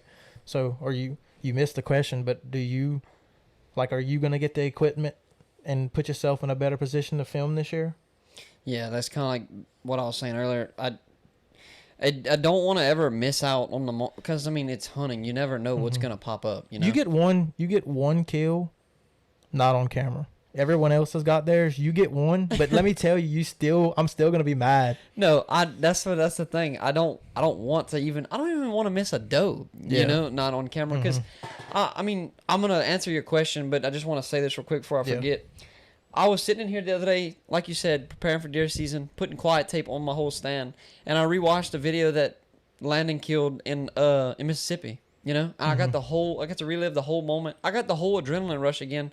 And I was just sitting behind the camera, you know? Yeah. And that's what I want. You don't ever want to miss out on that. You can show your kids that, dude. Exactly. Yeah. And when you're gone, hopefully, you know, the world's still in a good position. I'm saying, like, into the world, you know, everybody talks about that nowadays. But hopefully your kids will be able to, like, pull up your YouTube channel and be like, oh, dude, look at this. Like, everything's on there. Like, that's cool. That's what I want, too. Yeah. It gives me motivation. Me and Abby were talking about that the other day.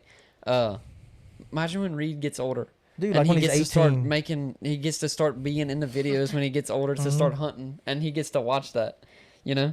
I don't want to miss out. I don't want to have a 180-inch deer hanging on the wall, And he'd be like, Dad, how did you kill it? Yeah. Aren't y'all a filming group on social media? Well, look, son, go watch it on YouTube. You know? Most dads use that as an opportunity to be like, yeah, I climbed the tree and jumped on it and killed it with a rock. Yeah. You know, They Tim all- Wells, that's me. Like old generation, Mm-hmm. if they didn't video anything and they got a mounted deer on the wall, they have is a story, which is fun to hear. They the love story. to make that story extra good. Yeah, I know, exactly. But imagine a crazy story on film. Yeah. Like Mhm. something cool happened when you killed this big buck, Yeah. but you got it on film. You know, Well, So like Easton needs to answer the question. what's the question? Are you gonna put yourself in a better position to film this year? Yeah, it's like bringing all your camera equipment and trying to film everything is like trying to learn how to hunt in a whole different way. But yeah, Mm-hmm. I mean, Yeah, it's It's definitely worth it. not easy, but, But you it's just bought a one camera of and all those that. things. yeah, the little vintage one, Mm-hmm. I like it. I like Yeah. the way it looks. Mm-hmm. It I'm looks just like glad you got something to film it with. looks like them old Duck Commander Yeah. videos. I think we should film a duck hunt on it. That would be cool. It'd be so easy. You just zoom in, zoom out. Mm-hmm. Like it's not gonna be like cinematic and crazy, B-roll like some of the videos we've done. It'll just kind of be like watching the old Duck Commander I videos. love watching basically, stuff yeah, like they're that. awesome. You should have seen whenever me and Lana went to Oklahoma and that tree island. Dude, I had both those turkeys on film on there. It looked so good, but like they never came out from behind the brush, Mm-hmm. so we never really got to Yeah. shoot. But what were you gonna say before I cut you off with the filming thing? I was gonna say like, it's like if you have two guys, two deer hunters, they both killed 150-inch deer, and one dude's like, yeah, I killed 150-inch deer, and the other dude could be like, yeah, I killed 150-inch deer too. You just pulled out your phone. You have to tell the people for like that. I aren't killed watching. 150-inch deer too. Watch me kill the 150-inch deer. You know Yeah. what I'm saying? Like Yeah. you got a story, I got a video that I can, like Gage said, relive the moment forever. Yeah, it's pretty awesome. I'm excited to video this year. I'm gonna get a new camera arm because the one I had weighed like 20 pounds, and I already got mine. It's so nice. and that 360 GoPro, I think is gonna help a lot. Mhm. I've Yeah, been that playing thing is around with that nice. thing, and it's pretty. Very good backup I mean, angle. You can literally never miss a kill shot. Yeah. You shouldn't just rely on it because it's not the best quality, but you will never miss it. Yeah. If something goes wrong, If something goes wrong, you have it. I didn't mean, even know they made You that. better pretend like you don't have it though, because I know. when you're filming, you're gonna be like, "Oh yeah, the 360 will get The it." I have 360 to take got the it. shot now, and then the Yeah. 360, you look at it and it ain't recording or something. Yeah, you no, know? I agree. Yeah, don't count on it, but Yeah. it is a great asset. Probably the second best thing you can get. Yeah. First is your camera. Second is that 360 camera. I mean, and, it changed the game. and that's another reason why a lot of stuff hadn't been being filmed, because dude, this stuff is expensive. Like Yeah. we're Yeah. buying like one item that we need per year, and we've been at it for 3 years, and I feel like now I'm actually where I have Set up. like the gear to do it. You know. Yeah, it's not fun. It's not cheap to like No. just drop a bag like that. And then you know? add that to the cost of deer and duck hunting already. The way it is, it's already Exactly. expensive. Now you got to buy a $3,000 camera. Oh, like, dude, this is kind of off subject, but when you pick up everything like turkey hunting, duck hunting, deer Mhm. hunting, all of it, your bank account is Mhm. zero. Filming and hunting is not easy, but No. it's like one of those things. Like it's like Easton said, it's like you gotta relearn how to hunt. You know, Yeah. because at the same time, you gotta. So when Landon killed that deer and I was filming, my whole focus and my whole job for that time was to get it on film. His job was to kill it. You hunt by yourself. That's everything. You're by Mhm. yourself. You're trying to, and like you said, they make stuff like that 360 GoPro so you can have a backup. But I was watching a video the other day. This guy forgot to press record. The same one I told you I was 8 foot above the ground and he killed a 170-inch deer. Mhm. He was beating himself up, and I mean I would too. I think I saw the same video. You watched Like it? he was like, the deer's coming. The video cuts. Yeah. The next video he's holding. He's like, I freaking forgot the video. He was so mad. He didn't have That a backup sucks. angle? Mm-mm. No, Dang, he's like, I dude. forgot to freaking press record, but this is the deer. I killed him. Dang. But yeah, like I was saying, it's not easy. You have to try to figure out how to do all that. And I mean, like the only deer I killed last year was that doe, and I brought Abby with me, and she filmed it. You know, I mean, it's you have to start getting into having the right equipment to be able to do it easily on your own. That's the thing about Easton's camera. Anyone can use that camera and make it look good. Like, you know, it ain't cinematic B-roll, like I said, but it'll too make technical. Abby could have filmed your deer hunt so good if she would have had Easton's camera. Yeah. Like the deer and everything. She could have zoomed in and everything. Mm-hmm. The thing I like about that camera, though, you can hold it closer. 1 inch or 2 inches from the mic. Oh, you can hold the camera, and if you like a real shaky person, it doesn't look like that on the. Yeah, it's got a little stabilizer in it. When you see the video, it's just barely moving. It has a gimbal on on the sensor, which our cameras do too, but it's not as good as that one. Yeah. But you know, we already talked about this, Easton, but I want to ask you too. We were talking about like how when we started this, we were duck hunters. Now we all seem to like deer hunting way more. We have no choice. Yeah, we talked about that. But I asked them, like, are they excited for duck season? Landon said he's not excited for ducks at all. Gage said the same thing. I said I was more excited for ducks than I have been a long time, even though I'm also excited for deer hunting, just because of, you know, that hunt we went on and stuff like that. So if you want to talk about your journey from duck hunting to deer hunting, and if you're excited about which one, you know, if you're excited more for turkey season, even though it's far away, you can say that. I'm always most excited for turkey season.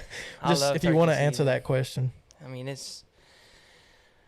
but the journey, when I was younger, duck hunting was always the funnest because you could spend time with your friends, and I mean, it was like a group thing. It was like a group hunt, so you could go talk, watch the stars before the sun come up, talk about anything you wanted to.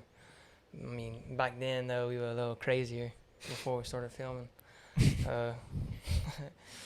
I think Landon hit a mailbox one time, falling asleep. Remember when Easton chopped his thumb off with an axe? Yeah. God, we can tell that story after he answers. But yeah, the journey was definitely, when I was younger, it was definitely ducks way more than deer. Because, I mean, when you're young, you go sit in the stand, your daddy drops you off, or tells you where to go, and you sit in the stand. You're young, all you do is twiddle your thumbs. You know, you're not really, you know, as excited, because deer hunting's a little more boring when you're little, I think. Unless you on some private land where they all 180-inch deer and they just everywhere like you at a zoo. But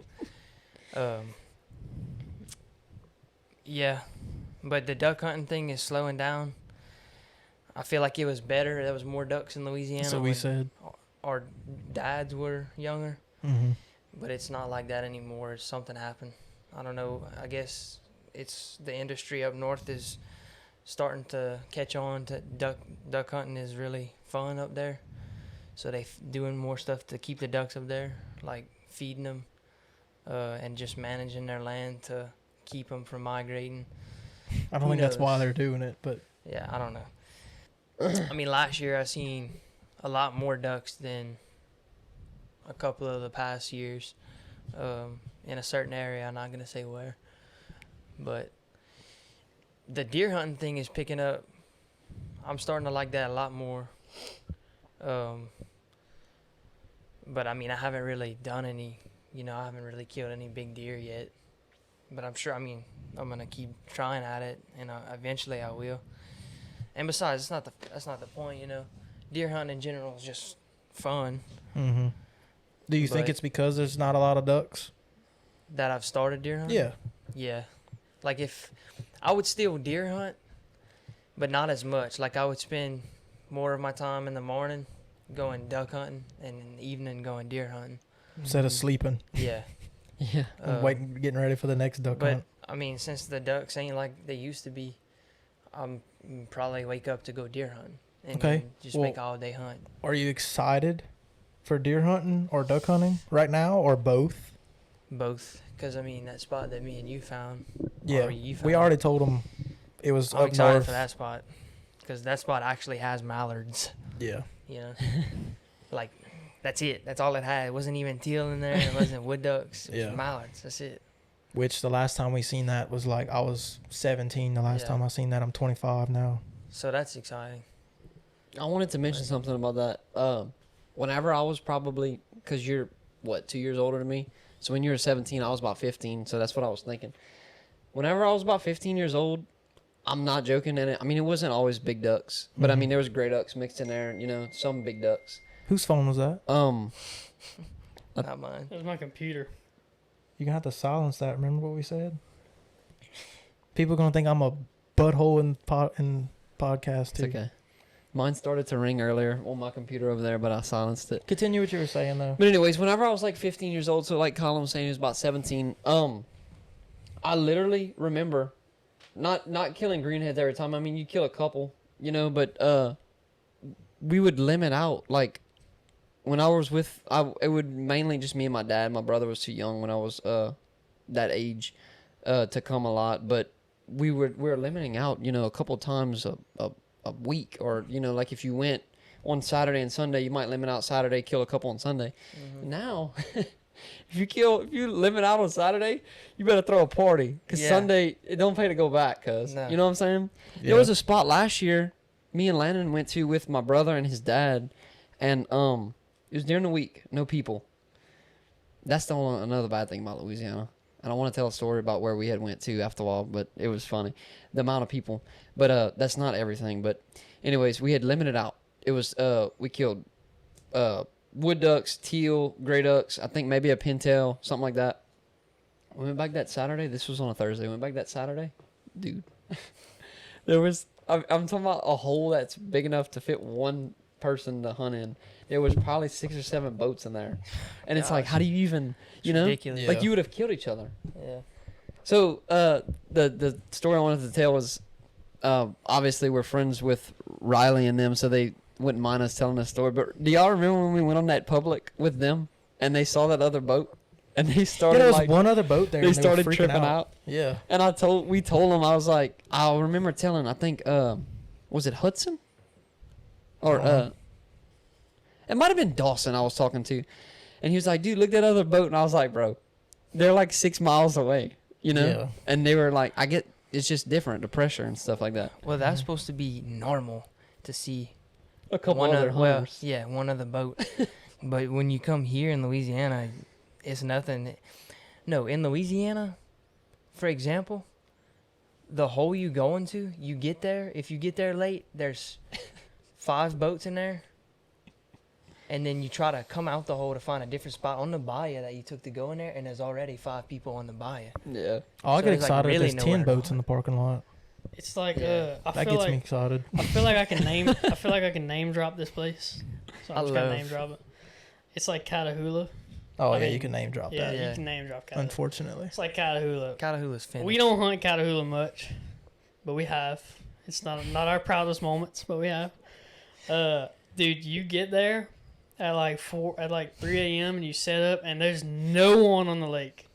Like, you look around and it's just like, you're like, Dead. oh my Nobody. gosh, I had this whole lake to myself. 4 o'clock, bruh. They just. At shooting time, too. Oh, and Dude, not even that. shooting time When especially. the sun is cracking, you got dudes riding around while the ducks are coming in the hole. 50 airboats. That's my Yeah. favorite part. And that is not And an they having a exaggeration. full-out conversation. Decoys over here. Well, Johnny, I left my gun at the house. You brought your extra one? Hell no. Just stuff like that. At shooting time. Yeah. Yeah. And I love watching. I love watching Landon at these times, because he's the funniest person to be around at these times, because he's sitting there, bro. What are they doing?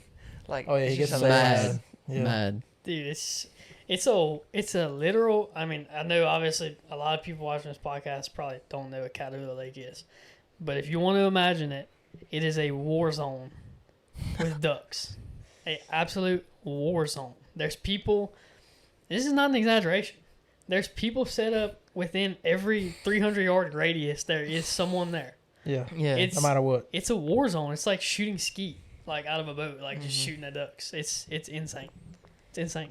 Dude, that was one of the places that I was talking about. Like, whenever I was about 15 years old, we would go and kill every single time we went. Oh, yeah, you Gage know? is a Catahoula baby. I was He like, still is, when, kind of. when we started hunting cat, I had never hunted it before, but when we started hunting it, I hadn't hunted it much because my dad stopped hunting it too. But whenever I was about that age, we would go every time and we'd kill like at least a limit, you know, if Yeah. there's 2 of us. Oh, me and Easton had good Now? hunts over there too. Bro, Yeah. no.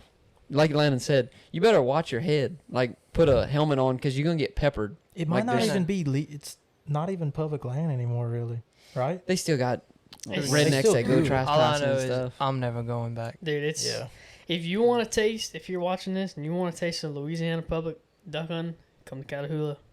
I just Yeah. name dropped it. You can come. I've gone to Catahoula and come back and seen a dude 20 yards from the ramp with decoys set out. And a Oh, couple I pieces love of those brush. guys that do that. Dude, That's they, funny. They sink boats at the ramp. Remember, Yeah. they just sink and they go into the dam. That truck Dude fell sunk in his there and truck? did it. Yeah. yeah. We pulled up And back I'm- to the ramp. His truck was floating, bobbing in Yeah. the water. I think it's still there. I think it's sunk. I don't think they ever Dude, pulled that it It's out. place caught in is the dam. crazy. You can see the tailgate The sticking out water of the can't water. drain no more. Yeah. The first mistake you made was going hunting in your company truck. Why would you do that? Yeah. It was a company Yeah. truck. Yeah, Yeah. fired on Dude, the that's not spot. good. I saw it on Facebook. Well, you know, people might be mad at us for name dropping Catahoula, but my rebuttal to that is that I think what we just said will keep people from going. Because, like, I Probably so. don't advise that you go. Like, don't go. It's not worth it. Another thing It that's used to kinda- be worth it, not no more. Yeah. Another thing, I don't know why I just thought of this kind of And it's private land now. it's kind of off subject, but like if you go to Catahoula is the only place. This doesn't really matter, but like you go to South Louisiana, like around here where we're at, you see everyone's in a gator tail. You go up north Louisiana, like the public land that we've gone to. Like one time, me and Landon went there a couple times. It's nothing but like reaper boats. It's like they have divisions. Yeah. Like North Louisiana is these reaper boats. You go down South Louisiana, it's nothing but gator tails and sicka mullets. You know what I'm saying? And just loud exhaust and Yeah. Yeah. tearing up the marsh. Like I don't even think they want to go hunting to hunt. I think they just going because it's a boat show. That reminded me. Do y'all remember when us 3 went to that spot last year? Another spot we can't name drop because it would be screwed. But do y'all remember when we went and we got there like early, and they had those guys pull up on us, and we thought it was a game warden. But anyways, he was like, "Man, if we wouldn't have stopped at the Shell station, we'd have beat y'all here." And then they ended up going set up about 150 yards away from us. And remember they left right at shooting time, and they just, do y'all remember that? Yeah. And they just rode gator tails in donut. They did donuts all morning. Dude. Because I remember Well, no. we had that mallard working, and he came in, saw the decoys. Here, what? He did. He was gone forever. He's never coming back. So that morning, I remember that morning. laughed that so he's much that talking morning. about. We hung headlights up at every point. Because Landon said, he told me, he said, "You know what we're going to do?" He said, "Every point you see is where somebody likes to get." Yeah. Because that's what they do on public land in Louisiana. So we're going to hang a headlight at every point. Yeah. And that's what we did, sure enough. And we put on the lowest limb so when the ramp, so when the waves would pass, the headlight would move. Yeah. Because the branch would shake. So he did that. That's horrible. A gator tail is coming down the bayou. And he passes, and sure enough, he passes that first headlight. He kills the motor. He says, "Oh, hell." And then he cranks the motor. He goes to the next one. "Well, I'll be damned." Like, you know, just Yeah. mad. And then he makes a big old turnaround because he can't figure out where to go. He's probably thinking there's someone. Like, why is there so many people in here? But first he came to us, and that's when he said, well, Joey, if you wouldn't have stopped at the Shell to get that dang biscuit, Yeah. we would have beat him here." Yeah. Dude, the funniest story. And this is the story, and it's funny. And this shows you how crazy people in Louisiana are when it comes to duck hunting. We duck hunted this spot, shot a bunch of ducks. There's a big blind made pretty much in the middle of a lake. Duck hunted it, killed a bunch of ducks. I think it was us 3, me, Easton, and Gage. And apparently they had some old people set up on the bank. I say old men, probably in their 50s, 60s. They were old men. And they watched us shoot ducks all day. We're the only ones in the lake killing. Limited out. We left. The next morning we go back. Oh, yeah. We get there at like 1 a.m. Like 1 o'clock in the morning, we pull up in this lake. And these dudes, and they're old. Like one of them has a full white beard. Like he's at least 60 years old. 50, 60-year-old. And we get there at 1 in the morning. And the 2 dudes are in our blind that we hunted with their decoys set out. Their mojos were on. It was 1 o'clock in the morning. I'm talking like 50, 60-year-old guys. Dedicated. And they were like, sorry, boys, we beat y'all here. 50, 60-year-old dudes. Mad at it. What other state is that going to happen in? I just don't see it. It probably happens somewhere. I don't know, man. That's a lot. But Some old every time I go out of state, it's like peaceful. Yeah. There's not a lot of people. I mean, it really is. We don't go to Arkansas. I'm sure Arkansas is like that. Oklahoma. I can't wait until y'all two come to Oklahoma, like this coming turkey season. Yeah. Dude, it's for every human being population in Oklahoma, there is a turkey, but there is also a person to match that turkey. Like, Yeah, but I don't think, dude, I think y'all are just in a spot that a lot of people like to go. Like, y'all could have went somewhere with less turkeys, but less people. you should have seen Lannon's OnX tracker. We went everywhere. Yeah, We in that Covered the area. we covered the whole public land. Yeah. It's Like the we- most turkeys you'll ever see in your life. Is it worth it? Not exaggerating. Yes, it is worth it because we came close every time we went hunting. It's just there's a lot of people. Yeah. There's a ton of turkeys. Like there's enough turkeys to go around. We should have absolutely 100% both killed a turkey. But the people out, There's a lot of y'all will see. There's a lot of people. Y'all will see. There's a lot of people everywhere now. Oh, I've noticed that. You've never seen this before. They remember when we went to that spot with Breck and like right at shooting Who's time. Breck? Breck is me and Lennon's brother-in-law. Okay. But anyways, we had went and out of state, dude, and it was when we got back to the ramp, it was straight Louisiana people there. Like it's, I guess that's why more states now are charging more for out-of-staters to go hunt. Mhm. You know, because they don't want all that traffic. I mean, it literally, we killed what, 8 or 9 greenheads that in just a little short period of time. We left, we came back, dude. There were so many people there. It was insane. It's just, I don't know. I guess more people started traveling. They figured their state's crappy, so they're gonna leave also like us. But And I feel like the most out-of-state hunters is probably like Louisiana. Like Louisiana's hunters you'll probably run into them out of state. yeah, You know, you won't run into Can't hear you, Easton. for example, if you're hunting in Pennsylvania, you won't run into another Pennsylvania hunter. You'll run into another Louisiana hunter somehow. You know, or like Why is Georgia. that? Because we from Louisiana, it's just, I feel like it's always another Louisiana person that we're running into out Oh. of state. But yeah, that place that Gage was just talking about, out of state, like whatever, 10-hour drive from here. Mm-hmm. We ran into 5 people in the same place out of state, and they were all from Louisiana. Yeah. remember that one Like- guy lived 20 minutes away from here? Yeah. I was like, what? He was like, where y'all from? We was like, Marksville. He was like, oh, yeah, he said, I live right down the road. I was like, wait, what? Yeah, but you always show up to people you know from your hometown. Like you go on vacation, you see someone. Yeah. It might seem like it's low chance, but it's actually high chance. Like It's it's a weird, small though. world. You know? I know. It really is. Like there's a lot of people that live, right here. Yeah, and they all go to vacation in Orange Beach. Yeah. And, you're 'Cause the probably word- going to see someone. Eat at the same restaurants. Yeah. Nootropics.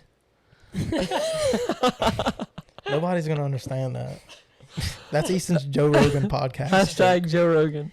I just feel like he says that word a lot in his podcast. I hope he watches this. Can you invite us or we'll invite you? We wanna do one together. The day I get invited to Joe Rogan is the day I made it. I'm just going to, You're just gonna quit life I'm after just that? going to be done. That'd be cool. Retire. I feel like he would love to talk to us. You think? He's talked to anybody and everybody that's important. You think he would care to talk to Colin Riddle? I think he would. I don't know. He talks to, like, if you're someone, he's talked to you. Yeah. Like, he talked to the president while he's president. He talked He to the did. guy who discovered gasoline. Like, yeah. I feel like if there was a logo for a podcast, Joe Rogan's face should be on it. You know? Yeah. I know what you mean. Oh. This is getting off track a little bit. Y'all wanna talk? Y'all wanna answer some of these questions on Instagram? Yeah, I was about to Yeah. ask you about Yeah. that. Okay. Some of them are, we're not gonna do all of them. Dude, Some of them graphic. they disappeared. I don't know how to get to them. I screenshotted them. so it's not going to be all of them. Y'all want to, go ahead. Dang. Okay, so one of the questions is, and we're just going to do some of them, because one of them is like, I hate to say this because I don't want to talk about stuff like this, but we didn't say it, but one of them is like, never mind, I'm not going to say it. It's like asking about Easton's private parts for some reason. What? What? Yeah, I don't know. Is it a random person? Yeah. Who is it? I'm not going to say who it is. I mean, I should probably know. Who's asking. It's a random person, but it doesn't matter.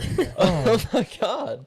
We'll discuss this later. Yeah. So someone asked, y'all hunting Arkansas this year? And I feel like we kind of already answered that. I said that towards the end of the season, me and you kind of went. And, yeah, we had some luck, so we're probably going to go back. And the timber's fun. Like, that's so fun. And it was straight mallards. Yeah. And, like, we don't want to go to Arkansas because, and I don't know if y'all want to come. We'll see. We never want to go because there's so many people. Mm-hmm. You know, it's going to be the same crap. I think Arkansas is probably worse, actually. Would y'all agree? Oh, yeah. It's probably worse. 100 times worse. But, you know, I mean, it was kind of a breeze where me and Easton went. I'm not going to lie. So, yeah. And you can't definitely.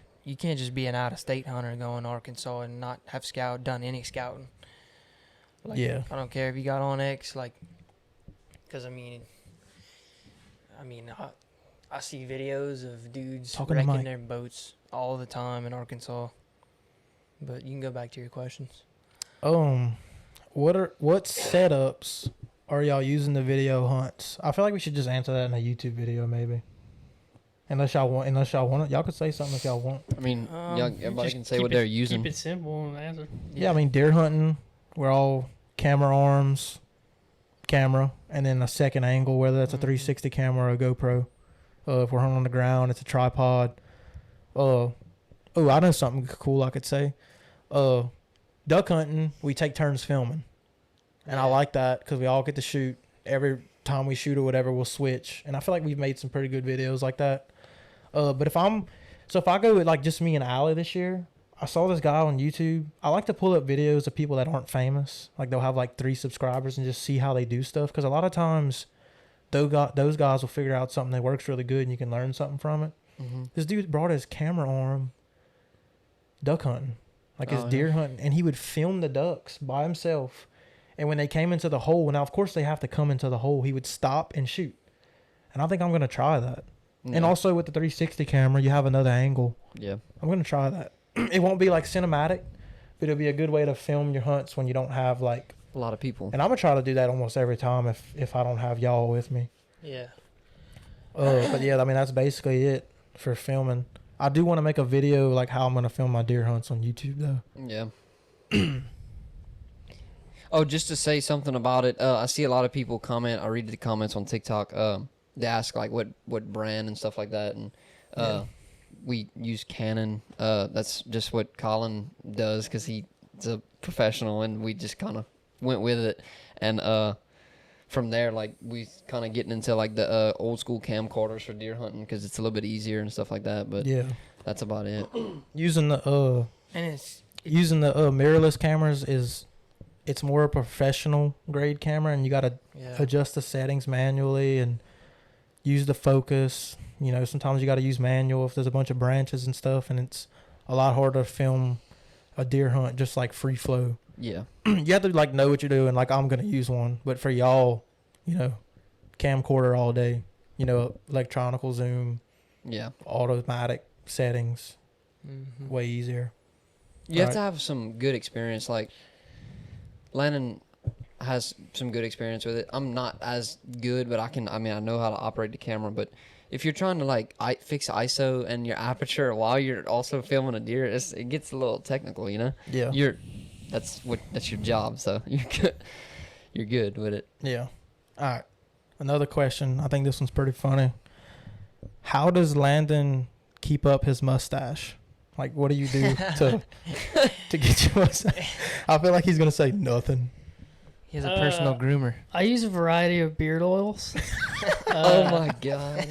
I groom. Nah, I'm joking. I don't use any kind of beard oil. The only thing I do to my mustache is when it gets too long, I look like Sam Elliott. Actually, I don't look like Sam Elliott. I wish I looked like Sam Elliott. when it gets too long, and you eat, it like it's horrible. It's horrible. There's stuff all in your lip, in your mustache, so you gotta keep it trimmed because when it starts going over your lip, you bite hairs off and it hurts. The only thing I do with my mustache is like every couple weeks I'll just comb it down and trim it so it stays above my lip. That's it. I don't use any beard oils. I do want to grow a beard, and it's a little patchy, so I'm not letting it flow yet. I wish I could grow one. It's the patches are working out. Once they come out, I'm gonna let it go. But yeah, that's what I do to my mustache. I gave up on my mustache. It looked like a freaking, like a, I don't know what it looked like. It looked like a little pervert. Yeah, basically, it looked like a little dead animal. That's how I look with no hair. Mustache. Mine is, I'm not Lannon, but my facial hair is, my facial hair is taking a little what you call that when you trim a tree and it grows more at the top. You trim the branches on the side and it grows more at the top. Flushing? Pruning. Yeah, dude. Oh, I don't know. I'm losing hair on the top and gaining more on the face. See, it's very weird. Oh yeah, you're going bald. You're balding, twin? Slowly but surely, and this is getting stronger. I'm talking about shave, grows back 0.5 centimeter overnight. Would you replace it? Like if you could just take this away and give it back up here, would you? No, because this is more ginger. Yeah, you wear a hat every day anyway. Brown. I'm trying to stop because I'm balding. I have to stop. Like I love hats, but I need to kind of lay low on it. You'll end up like Mitch, kind of. Oh yeah. He grows a good beard, but Who's just no more Mitch? hair. Mitch is Landon's father. His real name's Michael, but there's 30 different nicknames for him. And he's bald. He's bald, Yeah. but he grows a very good beard, you know. So I mean, Yeah. you might have took that He trait does. after him, since it's your uncle. But yep, that's what I do to my mustache. Okay, another question. That was a good question. That Yeah, was. I hate doing these because I don't know. I just feel weird. Like, oh, next question. But we'll do this like the first time. You know, Yeah. maybe we'll do it again. I don't know. Plans for the next couple months. If anybody wants to talk about that, Plans for the next couple months. like for Little Hunt. Next couple months. Well, we have a deer hunting trip planned. We're going with 4 people. We all have cameras, so we plan to get a lot of content, especially if we all kill deer, because we have doe tags too. So, I mean, if we all kill a couple does and bucks, that's a lot of videos, you know. So that's planned. We have teal season coming up. That's always kind of fun, Louisiana. We And it's always good. have teal. Only Yeah. 9 days now. Yeah, but we always have teal, so we always usually can make a good video out of that. It didn't last year though, No, it didn't. unfortunately. But yeah, so we got teal season, the hunting trip, and then our bow season, which we've all been preparing for a lot. That opens October 1st, bucks only. So we'll all be in the woods. Come October, we're all in the woods, and then I think we leave like October 25th. Do we have? Is a plan also like that thing at the store? in Yeah. Knoxville? We're going to. It's not for sure. I gotta talk to her again, should I but mention it's it? no. You can no. Yeah, we're just supposed saying it's not for supposed sure. to be doing something at a Sika store. They want in us to go. Knoxville. Yeah. We're gonna try to go. It's far. Yeah. Like a little meet Yeah. and greet type. or something. type We deal. don't really know 100% yet. It's a waterfowl It's good opener news. event. Yeah, It's good So- news though. but that kind of goes in like with falls in with hunting season.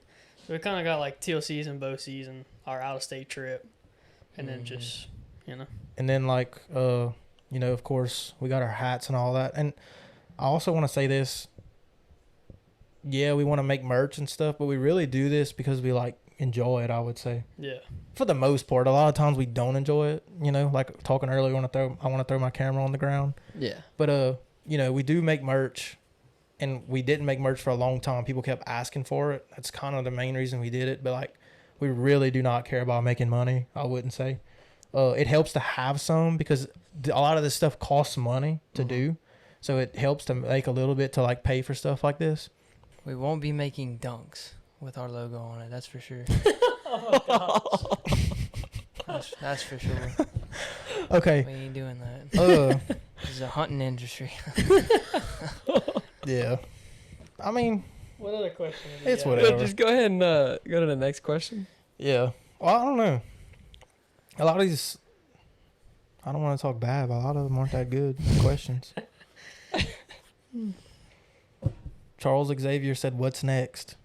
Charles Xavier. That's just the same thing, same question we just answered. Yeah. Yeah. But I mean, what else? I feel like we have more plans than that. Our Charles plans Xavier, suck. We never go through with them, but like, what are the plans that we have? Like, what do we want to do? I mean, usually in the Well, wintertime, we try to plan a couple trips and. I was gonna tell you, but we're gonna go to a piece of public that we have around here. It's pretty big. It's a lot of public land. It's kind of swampy. We're going there for the weekend, staying at the camp. You know, something that is kind of Louisiana culture. Just going to the camp and deer hunting all weekend. You know. Yeah. I feel like maybe the other states may not do that kind of thing. I don't think a lot of people just don't do that, period. A lot of people don't go hang out at the camp. And I feel like we should video that kind of stuff. You know, we did. Like, when we killed my deer, it wasn't even about the dang deer. It was about all of just hanging out and laughing and stuff. Like, most of the people that liked the video because of that. Mm-hmm. So we do need to do more of that. I mean, we haven't done a good job. I feel like we should just, like, be honest. Like, we really do need to, like, film more stuff like that. That's what people like to be. At 2:06 on the timer, you can. That's when We you go for like another editing. 10 more minutes, maybe. Yeah. Yeah, I want to go for like another 10 minutes. How long do we want to keep it? You know, like 2 hours is a very good time. I think so. It's kind of like a country song. Do you listen to country songs that are 6 minutes? Because I don't. No. No. If you're anything like anybody else, You skip the song 30 seconds in. the song's 60 minutes in, and next song. Yeah. Before it Or gets over with. you ever seen those songs that are like a minute 30 seconds? They have 2 chorus and then it's over. And it's usually a very good song and it's over. Those are kind of, I don't like those though. Like, No, it's I like, god dang, why don't it keep going? And of course you could Yeah. replay it, but It's like the perfect song time is like 3 minutes. So Yeah. it's like a same thing with the podcast, I guess. a podcast though is your chance to go for a long time though. Like, you're not going to put on a podcast if you don't listen for 20. Yeah. Put it on for 25 minutes. Yeah. Yeah, I like long podcast. You know, I like a podcast that takes me the whole week to finish it. That's what I like. And I listen to podcasts more than probably all of y'all. Oh yeah, we know. So I feel Get like your picks. my advice on how long the podcast should be is good advice. Yeah. I think it should be like a 2 hours, a little bit over. That Once we seems get perfect. to 2 hours, we need to like start wrapping it up. Mhm. Yeah. You know what I mean? What are we at right now? 2:06, 2:08. So Yeah. how long have y'all been at it since before I? 2 hours. We've just been talking about that for 30 minutes. Dang. We've been saying 2 hours, 2 hours, 2 hours. before I walked in. No. Probably about an hour and 50. Yeah, Maybe. it's 2 hours total right now. So Yeah. I mean, this is our first one. It doesn't have to be a full 2 hours, you know? Yeah. Let's finish it with this. What do we want this podcast to be? Like, what can we tell people what we think they should expect? And of course, Landon might say something that's not true, or you might say something that it might not end up being. But like, what is our goals for this podcast? Like, what do you want it to be? Like, what can people expect when they click on this podcast and listen to it? I would say, I guess we could just go around and maybe say what we think, but I would say it's probably going to be like a mix of like funny stories, because we have so many funny stories. I mean, so it'd probably be like a mix of funny stories, but also like we kind of got into some deep subjects earlier, you know? I like that too. I feel like it's going to be a mix of like funny stories, hunting advice maybe, and then like even some deeper stuff, you know, like faith talk, stuff like that too. So yeah. it could really go anywhere, but I feel like it's gonna be a lot of like funny stories type stuff, you know, hunting lines, things like that, you know. I want to get more, because you know we've had believer of the Bible in our bio since we started doing this, since the first day. Yeah. And we'll get comments sometimes like, oh, this ain't very Christian or something. And I don't feel like we don't post anything where it has cursing. No. Unless it's someone else that we're with. We don't have like anything bad. We try to keep it.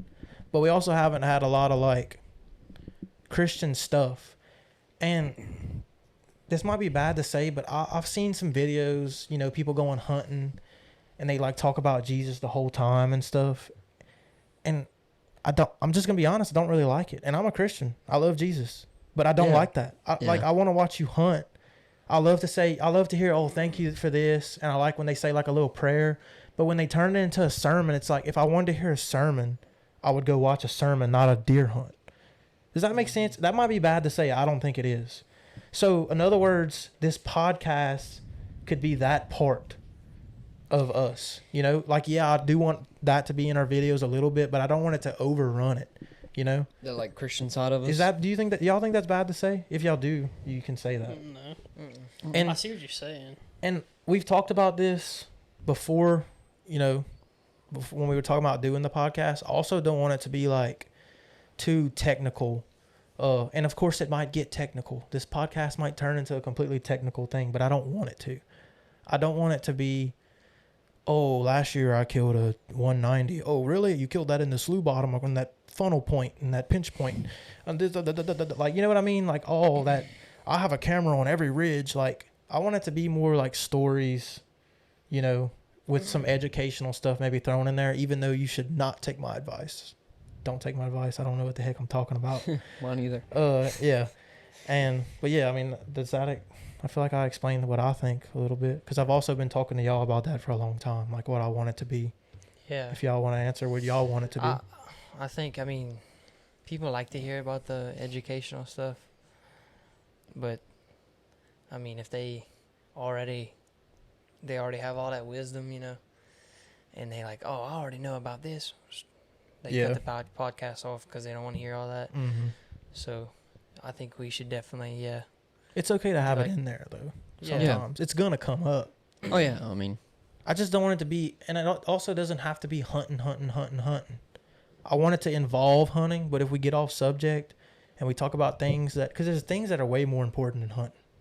If it goes to that, let it go to that. Like, I don't want, like, if they want to watch us hunt, they can go watch us hunt.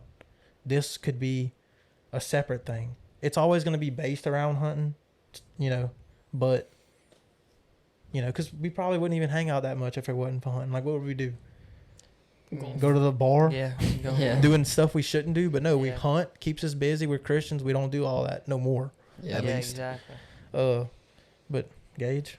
that's basically what I was thinking. People that like us and that are interested in our account and, you know, how we hunt, what we believe in and stuff like that, they're going to obviously want to listen to us. And like Layla's Easton's fiance, but like Layla was saying the other day, we have some funny stories, you know, so I feel like that's what we're going to talk about a lot. And you know, like Colin said, there's going to be some educational stuff in there, but you should not listen to me, especially. I mean, I told y'all I've been bow hunting for 5 years. I haven't even killed anything. But, you know, I guess just kind of go with the flow, and just as long as we stay true to what we want our message to be about. Yeah, I like that you said go with the flow, because, you know, there was a while we were talking about, okay, maybe we should have like a list of topics before we start. But we didn't do that for this. It wouldn't be as smooth. Besides the questions, we just talked about whatever came up. Mm-hmm. And I don't even remember how we started. Like, how did we even get started into the conversation that took, you know, 2 hours of our day? Yeah. But yeah, I like that. I don't want it to be too sophisticated. I just want to come sit down and whatever gets the conversation flowing and going, that's where we'll start the podcast. Yeah. I mean, it goes like, I mean, we went from talking about bow hunting to kids playing on iPads. Yeah, I like that. To Jesus, back to duck hunting, to turkey hunting, to public land. It just goes everywhere. Like you just fit everything and just talk. Quick. We're just talking. Yeah. Talking. Like we would be if the microphones weren't here. You know. That's how I think of it. What about guest? Y'all want to talk about how we talked about that? Also, ask people that are listening to this, what do they want to see? Do they just want us to talk every time, or do they want us to have guests? Yeah, I mean, we were thinking about having guests. We have a few local people that are famous, I guess you could say, you know, like well known in different industries. We were talking about having them on. This is our first podcast ever. We're new to it, you know, obviously. I don't know if we should have guests, if y'all want us to have guests, if y'all want us to just talk. Figure out what we're doing, maybe do a couple by ourselves before we do that. Yeah. Or, I mean, if y'all have a suggestion of a guest that y'all want to see us talk to, y'all could direct message Let A Hunt and tell us. how you sound right now is the best you've sounded since you got on here. So you need to remember that, because you've been all far away from the mic and stuff, and I can barely hear you because I have the headphones on. So, Another thing. That's something also we're going to work on in this podcast. If people hear this and they're like, oh, man, it's so aggravating. It keeps getting far away. Because I've listened to podcasts where people don't talk in the mic or they talk too loud and, stuff like that. We're going to work on it. We're going to get better at, finding the right tune at podcasting and volume. Yeah.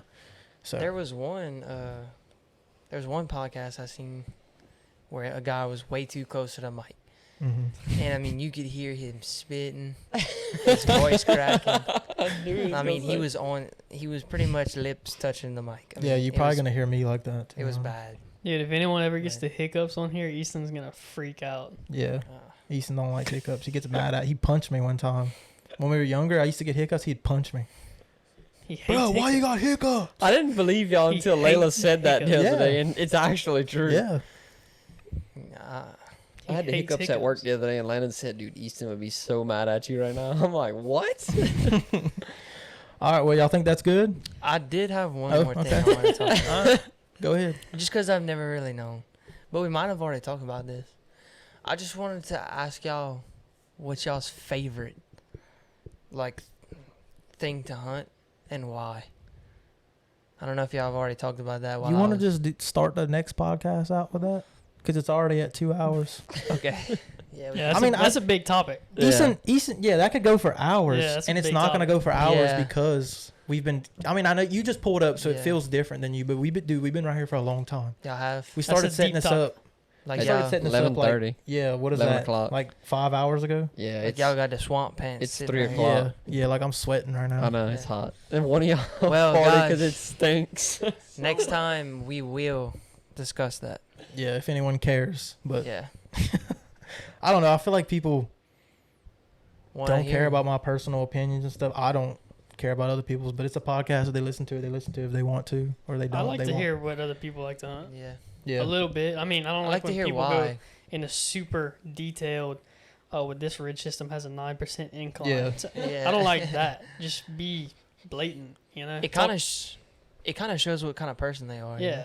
Mhm. Like, just dumb it down. Say it easily. Someone can easily understand it, Yeah. Well, I say that about myself because I just don't want to be cocky. Yeah. Like I don't want to be that guy that I want to stay humble down at the bottom. I don't want to feel like I'm on top of the hill. I don't want to feel that way. Yeah. You know what I mean? None of us have any right. I mean, we could say what we think. Yeah. But if you take it, that's on you. Yeah. I mean, So all we can say is our own experiences. We have nothing besides that. All right. Well, that's a good spot to stop it, I think. Yep. All right. Later, guys. Let her hunt. Nootropics. Nootropics. Yeah, so the nootropics,